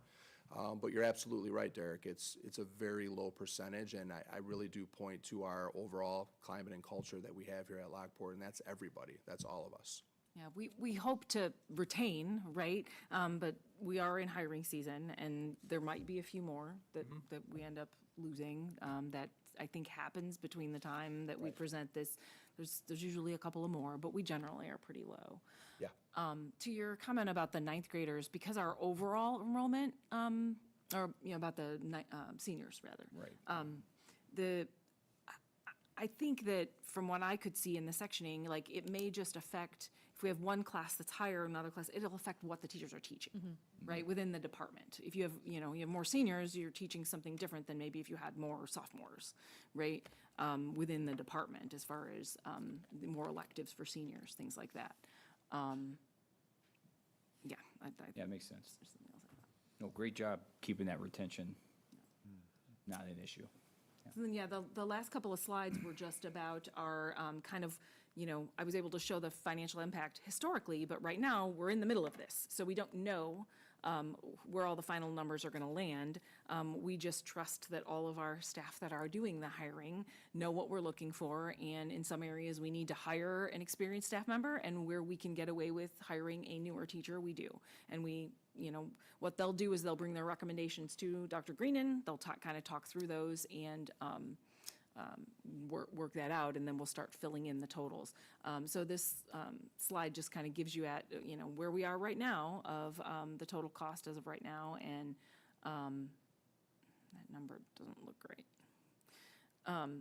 It looks too low. And then we'll fill that in later. But, and then we already spoke to class sizes and enrollment. Any other questions on the staffing data? This was a great presentation. Thank you. Thank you. Thank you for giving us a detailed process, going through from the very beginning to the end. But thank you. It helped. And in the back of this is, oops, sorry. And in the back of this is, this enrollment forecast, which many of you have seen. It's in the memo. It's also here. Sorry, I cut you off, Mrs. Garrettson. Oh, that's okay. It was just more of an informational question for me. So for retirees, you had mentioned something where you knew about them years ago. Is that the process? Yes, we're required, the TRS regulation in terms of the cap of raises that they can have their last 4 years. Okay. So Actually, just this past March 1st was the deadline for any licensed staff to inform me that they are anticipating retiring at the end of the 28-29 school year. Okay. And then Stephanie and the business office then track those licensed staff members based on our collective bargaining agreement and the limits that TRS set forth to ensure that they're not going over that particular threshold. Okay, so then maybe you've answered my next question. So in terms of retirees, do you have folks that are in the category of retirees that haven't informed you and they're able to extend? Like, is there a certain, I'm not. For our Maybe licensed this should staff. be a sidebar conversation. No, it's okay. For our licensed staff, no. We had one particular situation where a staff member was going to retire, but then had some health reasons come up. And then, so we worked through that together, but that doesn't happen very often. For our licensed staff, Okay. they put in for that request, and then they're in for 4 years. You kind of Right. anticipate who's coming. We do, and I We believe I do added that on part of my page, memo too. right, on page 4 of the memo, and just maybe to shine some light on this, in our collective bargaining agreement, the incentive to declare I will retire in 4 years is the collective bargaining agreement has some retirement incentives, so you'll get all 4 years. That's the maximum you can get, all 4 years of those benefits. Let's say I'm somebody who just decides, in a year or in 2 years, I'm going to retire. There's nothing that bars you from that, but you're not going to get those full retirement benefits that you would get in those last 4 years. So that's the incentive to declare as soon as possible. It's beneficial to the employee, beneficial to us for the prediction, right? Okay, thanks. And to make sure that we don't go over inadvertently with the compensation for that employee in their last 4 years, and then have a penalty, which the board pays, and is a very stiff penalty as well. So it helps us not run afoul, as Dr. Green said, of TRS regulations. So without that 4-year commitment, you're really not as eligible for the employee benefits as you otherwise would be. Yeah, as a result of, the collective bargaining process, we've worked it out with our union where, one of our interests is always to protect the district, right? To protect the district from TRS penalties. And an interest of our bargaining staff is always to maximize their retirement, right? So, and together we've worked that language out where they notify us, which helps us manage and protect the district. At the same time, they have an incentive, Dr. McBride talked about, so. That's helpful. Thank you. I'm sorry, go ahead. I just had one question that I was curious about. So now that we're about a year in with our work of equal opportunity schools, would you say that there's a shift in the need for staffing in the sense of more teachers to teach AP classes? And if so, how is that shift being seen? Or in sectioning as well, not just staffing? I would, in my opinion, equal opportunity schools is a part of that, but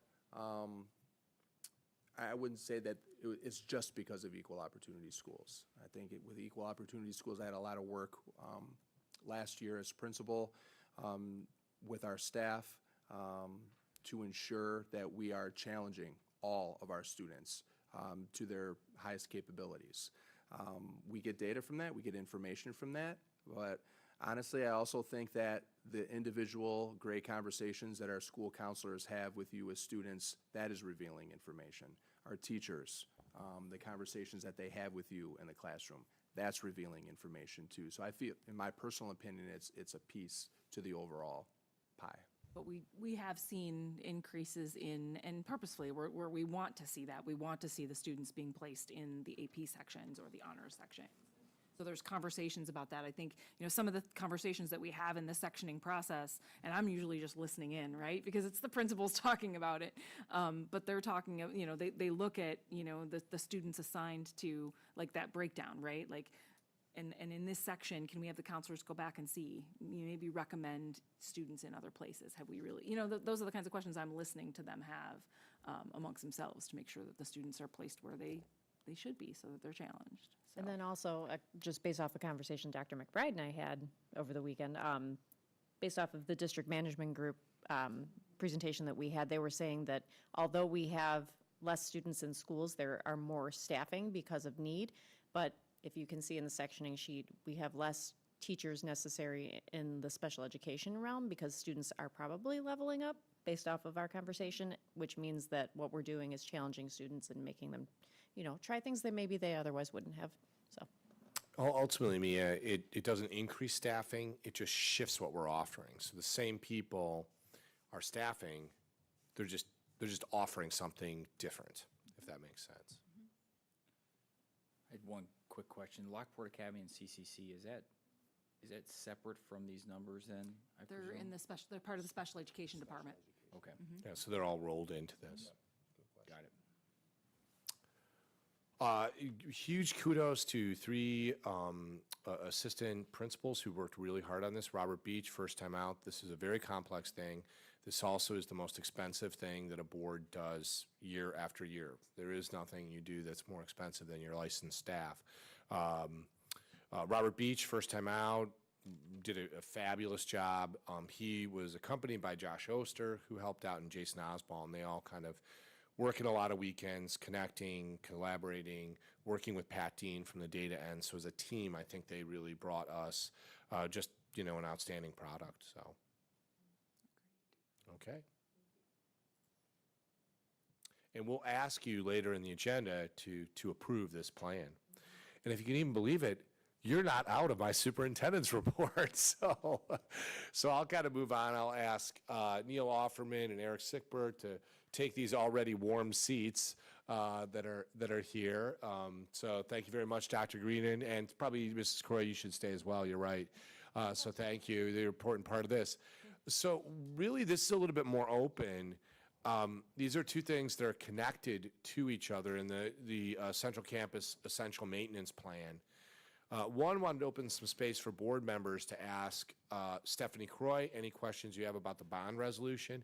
It is a very long document. If you've seen it, it's going to require a lot of signatures. Please, number of board members, don't leave.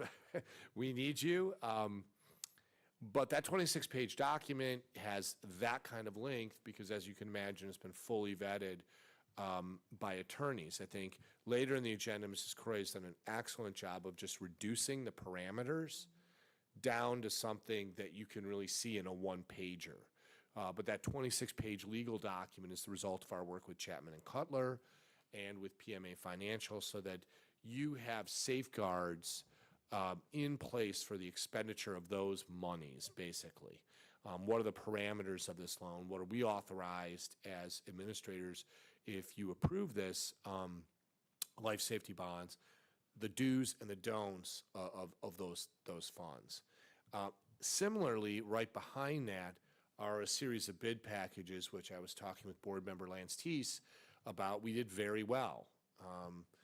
We came in, very trim, very efficient, under our estimates, and that's part of the relationship of a construction manager and architect is really to get, high quality work for the lowest amount. We're required to take the lowest responsible bidder, but one of the things that Neil and his team at Berglund does is to make sure that the bidder is actually a responsible bidder, right? And they're here to answer, really, I just wanted to open up to any questions you have for them, from bonds to bids, I guess is the way we're looking at it.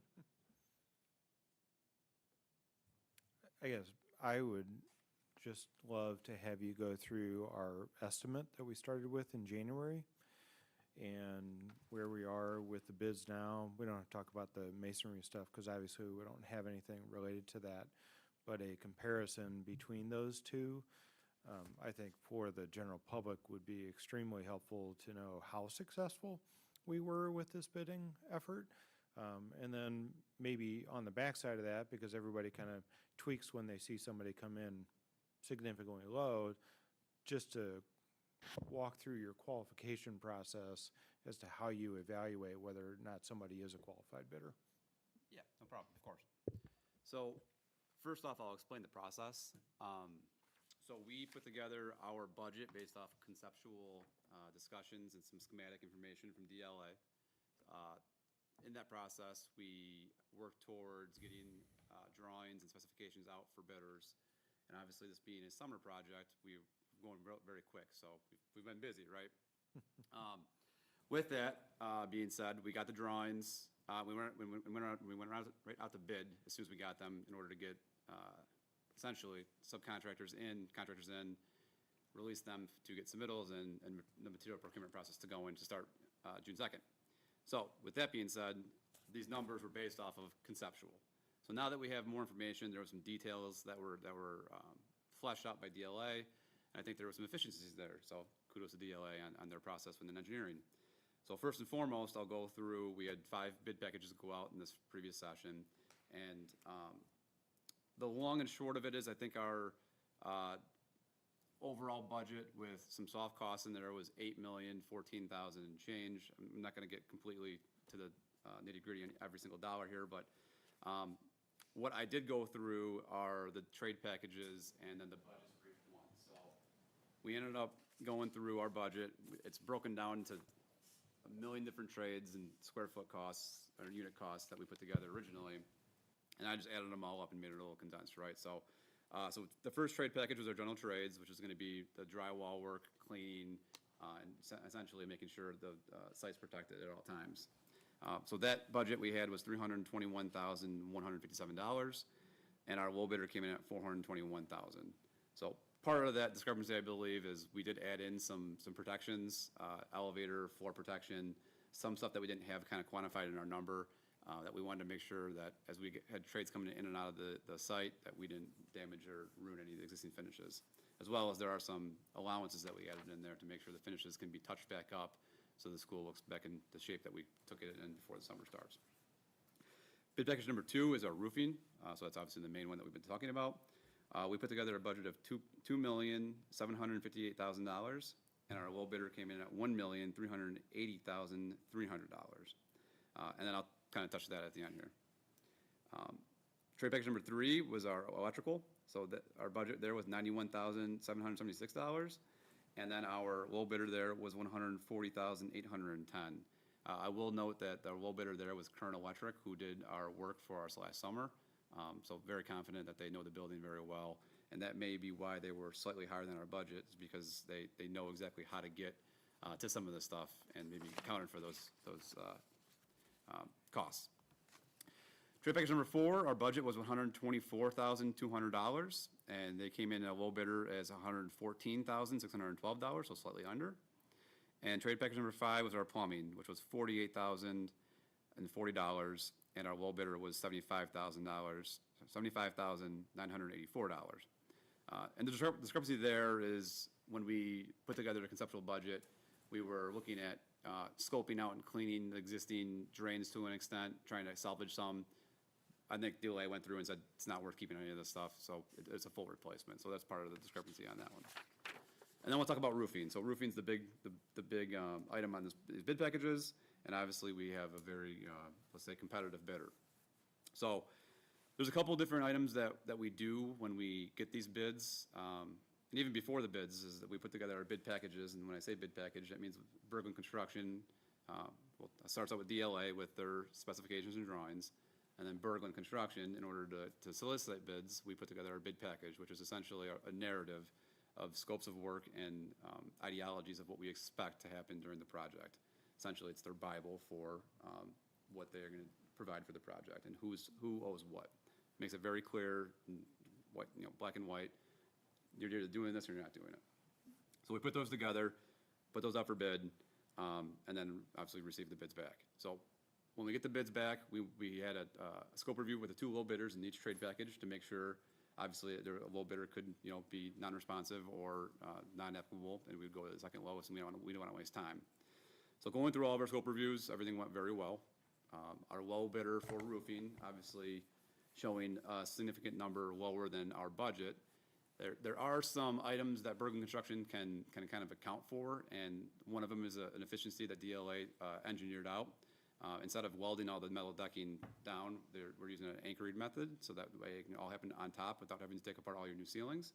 So that would reduce costs, as well as we believe, and Berglund's been kind of saying this since day one, that we feel like we'd be working late nights to be able to take enough square footage of the roof off and put it back in a timely manner, and then keep it watertight. So with that, we talked to the low bidder, and they are aggressively saying they could do it quicker. So they are a professional roofer, we are not. We take their word for it, and we are gonna let them show us how it's done. But with that, we went through our full bid package, which is just, again, the scope. They clarified that they have all of the scope for the number that they have submitted. So that is what we recommend you do today, that we will accept that low bid and proceed, so. We did check their qualifications as well. Obviously, Berlin has worked with them in the past and has a good reputation and are a big company. It's not like somebody wading into waters that are way too deep for them and they don't realize what really they're getting into. So we did vet them out and make sure that that's not what's happening here, so. Yeah, a couple years ago, we actually did the Journeyman's Distillery in Indiana with the low bidder, that's Corellis. It was a $1.4 million contract and 140,000 square foot facility, so they've done a sizable work for us specifically too.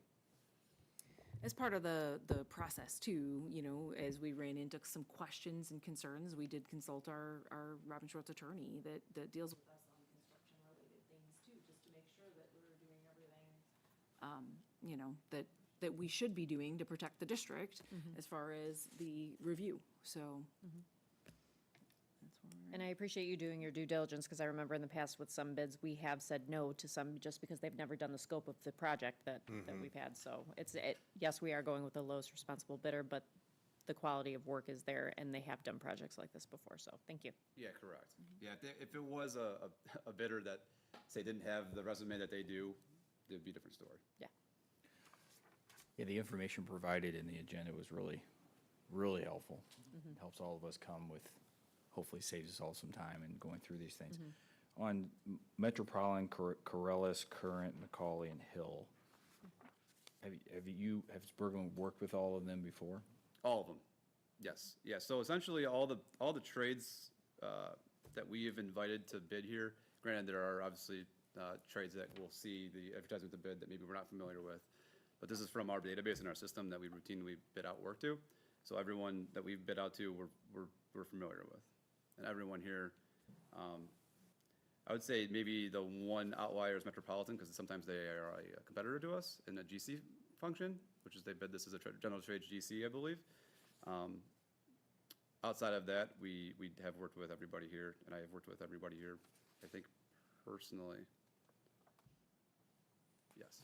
And Dr. McBride did a great job of spelling out the importance of today and going through this today to keep everything on track. I think back in February, you mentioned feeling pretty comfortable with the timeline that was before bids and everybody came in.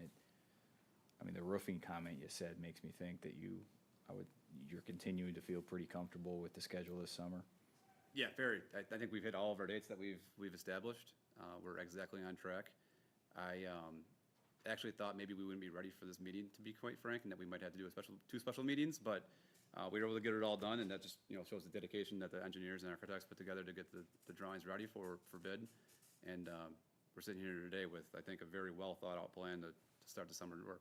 Yeah, and I can tell you, coming from construction, having 5 different packages with 3 to 4 bids each within a 3-week time span is pretty exceptional, so I appreciate that. I've been pretty busy on your job. It's been a pretty interactive collaboration between Berglund and DLA Architects, and which really strengthens the whole process. You know, they're giving us feedback, we're giving them updates on the drawings constantly, so it's almost, it is definitely a team effort to make sure that this is all going the way it needs to.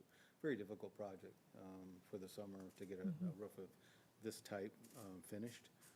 So, yeah, a lot of going back and forth to make sure that the plan works. Truly appreciate it.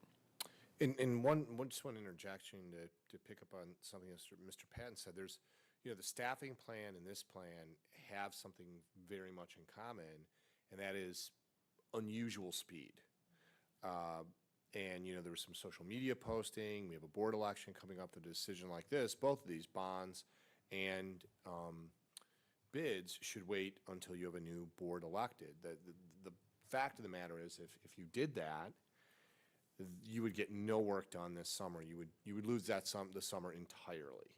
And the low cost, the cost that you're going to get of bonds, the cost of materials and bidding, all of that, you know, the wheel doesn't come back around till next summer because we are a school, and this is work that can only be done when students are not present. And as a matter of fact, I've shared it with a few people who've held that point of view that this should be put off, is that if you really think about your work, everything you do going all the way back to September, really every vote, those of you who've been on the board all year or even recently, everything you do is about next year. You haven't really taken a vote that's very present tense, other than some of your consent agenda items. Your major items are always, you're out ahead of us in the future, so we can plan for that, and then students, teachers, staff, programs can arrive at that destination you've sent. So I've tried to share with a few people that, you know, if we applied that logic, we wouldn't get anything done. You know, at all. And also I've shared with people that shouldn't be a surprise to anybody in the community, because we were at this table May 20th, you adopted a resolution to do exactly what you're planning on voting on tonight. So it's been, you know, fairly out in the open. Yeah, and I think that to your point, I mean, since probably 2020 when we had Jerome McKibben come out, like we've tried to come up with a plan up to this point, and to delay this vote and wait for a new board to come in and then bring them up to speed, it would just delay the process even more. And the roofs have got leaks, right, in some locations? It's leaking, repairing, and you know what Wes Janney noted last year when it did its structural engineering report is that there were no massive damaging leaks. There was not a contributing factor to any of those ceiling systems, you know, failing. And that is because Bill Thompson and his staff have just chased down along that roof any type of leak and got after it quickly. I think it might have been you, Eric, who mentioned something in facility master planning. One of the things we've been very aggressive is when we've had water infiltration into the roof, we've chased it, because if it gets in and sits for a long period of time, even if it doesn't leak down into classrooms and the structure, it eventually is going to become corrosive. So getting at that, if you're up on that roof, you can see plenty of evidence of making sure, but that's, you know, when does a thing, you know, get to the end of its useful life? So, but Wes Janney, when they did the forensic scan of that last year, found no major damaging water infiltration. Signs that there had been leaking and repair, but not, you know, a gusher, so to speak. And I did get a few questions from the community about what, you know, why in the world are we doing a plumbing bid? The plumbing bid is related to the roof, you know, the drains and things like that. A lot of the existing roof did not have drainage to begin with. Right. So it's the roof age if you have water sitting on top of the roof. So we redesigned it so that it drains a lot better, with us creating ways we need now, new ways to get the water off the roof, and that's the plumbing as a result of that. And as Neil had mentioned, some of the existing roof drains that were there, we found as we did some more investigative work, they were very much in disrepair and/or didn't have much life left to them. So let's repair them while we got the roof open and putting in a new roof. So good time to be doing that. Any questions about bonds or bids? You know, we just put it in the approval section, would probably have less discussion. The tax abatement, which is the plan of this board, will be up for vote in the fall. Is that Primarily, it'd be, we don't have to do it in December, but we've typically done it when we approve the levy. We approve the levy. After the levy is approved, we approve the abatement.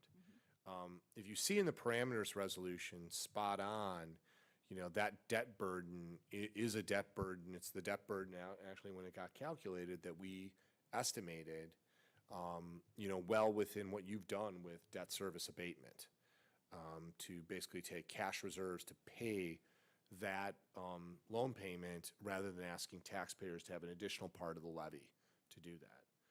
I would recommend that to anybody who's in these seats, because I think it's a strategy that we've heard from the community. It's been vetted by many ends of the community. We have the fund balances to do it. We've mapped out a 5-year forecast to do it as well. The alternative would be to do a separate debt service levy that would create a new tax implication for taxpayers. So I would hope that nobody would support that when you have the means not to have that tax burden. So this board's really laid the groundwork for the future Right. board to continue Mhm. that strategy. You really have. later in the- Yes. Mhm. So the technicality of it is the parameters resolution does lay out the tax levy that would be required to pay these bonds. And the board has to proactively every year say, we're going Mhm. to abate that. Right, abatement has to be year by year. It's like it's a catch valve, right? Like if something happens financially and the district is destitute, right? The levy is there to back it up. But the plan would be, and the board is, abating annually along with the operating levy is the best strategy because it continues to let the board do that or not if something happens. So. Now, on but- your existing debt, you have that same expectation on the parameters resolution and that existing debt. Right. It always puts a levy in place, and then annually you can check that with an abatement. I don't believe that we would be able to issue debt at all without having that backup. No. Like, it wouldn't be purchased. Wouldn't pass legal right, it wouldn't muster, pass, no. right? But the 5-year, like Dr. McBride said, our 5-year financial projection, if you look at it, that is calculated in that projection, the abatement. And it looks as though, at least in the next 5 years, not a problem. So. Yeah, I appreciate the modeling for that. I think it gives a little reassurance as to the thinking and the logic behind the decisions we're making. And I didn't mention this in the treasurer's report, but the financial reports, the 5-year financial projection has the 2 pages, if you remember from last month, and that first page was like, what's it gonna look like as of June 30th? That one, I continued to update the actual, so we'll eventually get to where the actual is. So adding actual data for February didn't change anything very significantly. So we're still, I'll keep monitoring that, and that would be my job to report to the board if anything significantly changed that would allow me to recommend something different. But as long as we're tracking on the way we expect to be, we should be in good shape. Right. Final part of my report. A couple special things coming up. April 3rd, we need to come together. We'll come together in the evening. We'll have a few additional approvals. We believe we might have some recommendations to hire there as well that we're going to ask you to approve, possibly going into closed session. But that's Thursday, April 3rd, 7 o'clock would be, unless we do a closed session at 6 p.m. Monday, April 28th, that is a late board meeting, but just to remind board members, we have a holiday on Monday, April 21st, and we've typically not met on a day that school's not in session. And then Monday, May 5th, I talked with President Ann Lopez Caniva. We have a statutory responsibility 40 days after the election to seat the new board. That 40th day would be Sunday, May 11th. So we thought that landing on a Monday, May 5th, that would give about 2 weeks for those new board members, whoever they are, to kind of start getting agenda items, right, in a little bit of time. We probably would use that seating meeting simply to seat the board and then preview some upcoming issues. Traditionally, the current board comes. Sometimes the current board has some final business to transact, actually. And then the board adjourns in what is called sine die, which means this is the last time this entity will be together, new board members, administration of the oath. I'm temporarily the board president.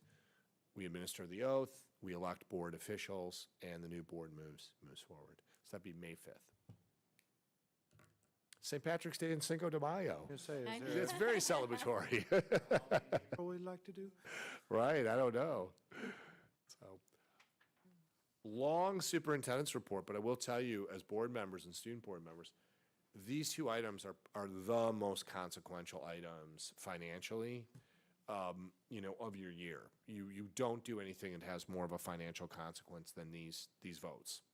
So I think really worth digging in, and really having a discussion. And as you can imagine, just a ton of hard work. I really appreciate the hard work that Stephanie, John Greenan has put into these 2 projects, the partnership with Katie Kishline, and our union is invaluable in the staffing piece as well. We're constantly having conversations.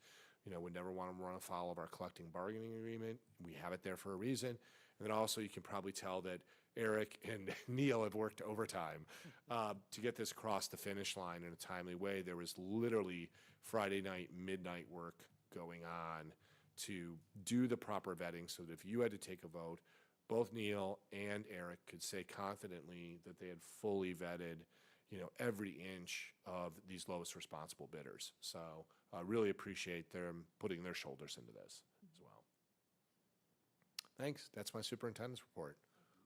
Thank you. And certainly I prepared my administrators on the remaining reports that if it's just, questions, happy to answer those questions. Really, the rest of these reports are just for the board and for your information. So if any of the board members have any questions on those information reports? No. No? Okay. All right, moving forward on the consent agenda items. Do I have a motion to approve the consent agenda items number 2 to number 22? So moved. It's been motioned by Mr. Thies and second by Dr. Shaw. Any questions?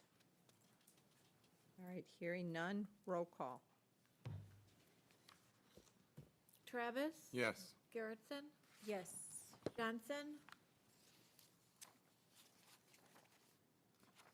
Teeth? Yes. Shaw? Yes. Patton? Yes. Johnson? Oop, Lopez got it. Caniva? Yes. All right, do I have a motion to approve the media guidelines? So moved. Second? And if I could just interject something, Mrs. Lopez Caniva. Just to make the board members have seen this in these updates in these guidelines in your weekly board update that I do. And I think Dr. Green had a nice conversation this morning with Mrs. Kishline just to clarify these. And I think the two most consequential paragraphs at the beginning of this have, what are we trying, not to see happen? And that's in a general sense malicious posting, inappropriate. We tried to list out, every single thing that we could think of that we just wouldn't want to see as a school organization in terms of social media. Either, in the official accounts that we have a process where staff can register to have official accounts for their team, their club, their class, or if there's an intersection between one's personal life and social media use and one's professional life, right? Some appropriate guardrails. Really what this was intended to do is take current board policy, and we name both of them, and put it in a more consumable, readable form that's easy to access and just a little bit more visually appealing than, board policy. And overall, this aims and it angles certainly towards staff. We have to do that. We have a firm faith that our staff understands social media, is highly professional in this regard. Really our concern, I haven't in my tenure as superintendent worked with any of our staff members on a social media issue. But we're really aiming towards students, comments from the community that also fall under this, that as of late, with all the social media guardrails being taken off of every social media platform, anything goes. And we're just trying to remind students and even adults that the cyber hallways should be like what we expect in the school hallways. We are a school, ultimately. So the concern here is, we have to reiterate employee policy, but the real concern is public policy on this. And we don't feel that we can, without good media guidelines, block or drop people off from following us, or even in certain cases, discipline students. We had a situation this year where we had students using social media against a contractor that we hire to monitor social media. With those guardrails in place, we're able to kind of come back to something that we've published and say, these are the expectations. Sorry to interrupt your vote. A little context. Thank you. No, thank you for that. All right, it's already been motioned in second. Roll call. Shaw? Yes. Teeth? Yes. Patton? Yes. Johnson? Garrettson? Yes. Travis? Yes. Lopez Caniva? Yes. All right, do I have a motion to approve the 2025-2026 licensed personnel staffing? So moved. Second? All right, it's been motioned by Mr. Thies and second by Dr. Shaw. All right, roll call. Patton? Yes. Travis? Yes. Teeth? Yes. Garrettson, Yes. Johnson. Shaw, Yes. Lopez Caniva. Yes. All right, the next one will be a very lengthy that I have to read by law. What I- Clear your throat, Mrs. Kadiva. This is like the board, this is like administering the board oath. I know. The next item for consideration is the issuance of not to exceed 15 million general obligation bonds to be issued by the district pursuant to Section 17-2.11 of the School Code for Life Safety Projects at various district facilities. The Board of Education will consider the adoption of a resolution providing for the issue of said bonds and the levy of a direct annual tax sufficient to pay the principal and interest thereon. The resolution sets forth the parameters for the issuance of said bonds and sale thereof by designated officials of the district. The pertinent terms of said parameters include: the bonds will be sold through a competitive sale conducted on the district's behalf by PMA Securities, Inc. The final maturity of the bonds will be not later than January 1st, 2046. The rates of interest on the bonds are not to exceed 5.5% per year. The purchase price for the bonds are not to be less than 97% of the principal amount of the bonds plus any accrued interest. The tax levy for said bonds will be sufficient to produce $1.5 million per year from 2025 to 2044. As previously noted, assuming that future boards continue the practice of abating the district's debt service tax levy, including the tax levy in this parameters resolution, there would be no additional tax burden on taxpayers due to the district issuing these bonds. The decision of whether or not to abate the debt service tax levies is determined by the board on an annual basis as part of the budget and tax levy processes and is based on the district's financial status at the time the decision is made.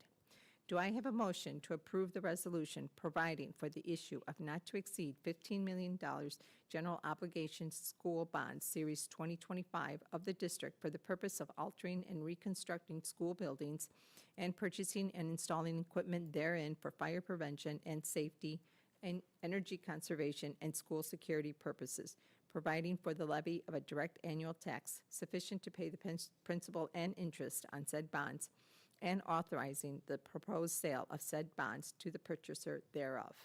So moved. Second. All right, it's been motioned by Mr. Thies and second by Dr. Shaw. Roll call. Teeth, Yes. Johnson. Shaw, Yes. Patton, Yes. Travis, Yes. Garrettson, Yes. Lopez Caniva. Yes. Thank you. All right, do I have a motion to approve the general trades bid package 1? So moved. Oh, I was going to ask, can we package these all into one, or do they have to be voted on? You have to vote on them separately.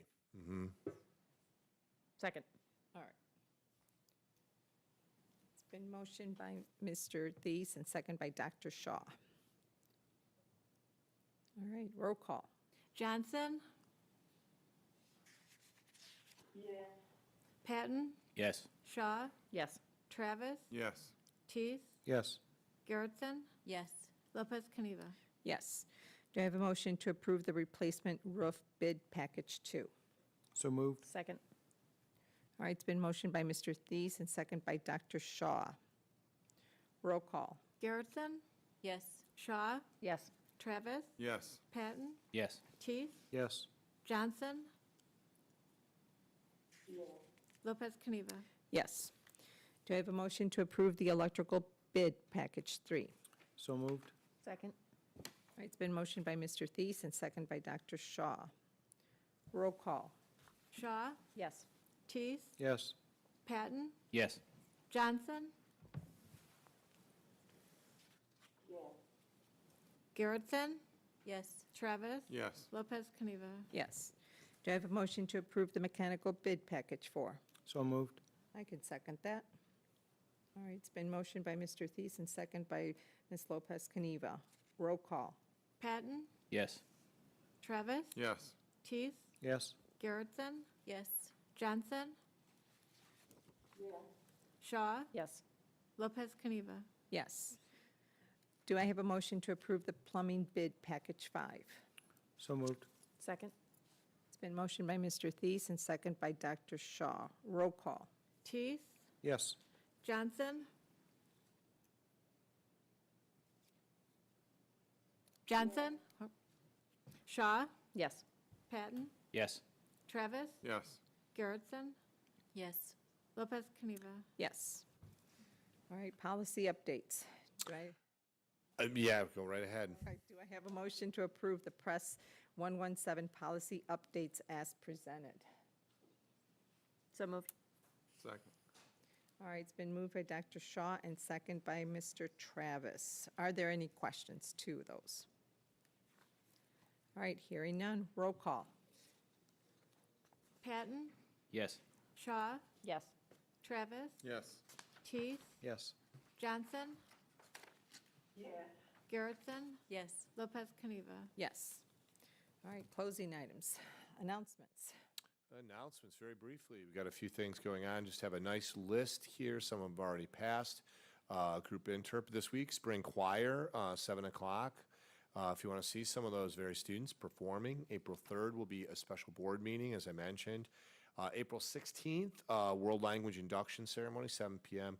Prom.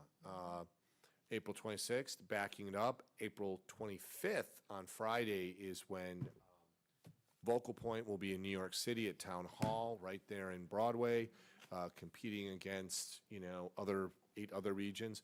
We hope that Off the Record can apply to be what's called a wild card. And with their strong finish, we would love to see Off the Record get accepted as well. They bring in a few wild cards that just kind of come into the competition. That would be great.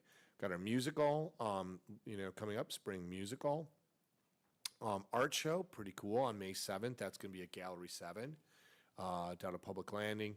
Spring band concert, senior dinner, the big show, which is a choral show, lots of fun, and then senior sunset. So long, class of 2025. Wait, still have to graduate, right?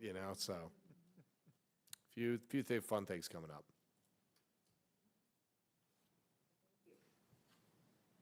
All right, do I have a motion to adjourn tonight's meeting? So moved. Second. Motion by Mr. Thies and second by Dr. Shaw. All in favor? Aye. Aye. Aye. All right. Thank you, everyone.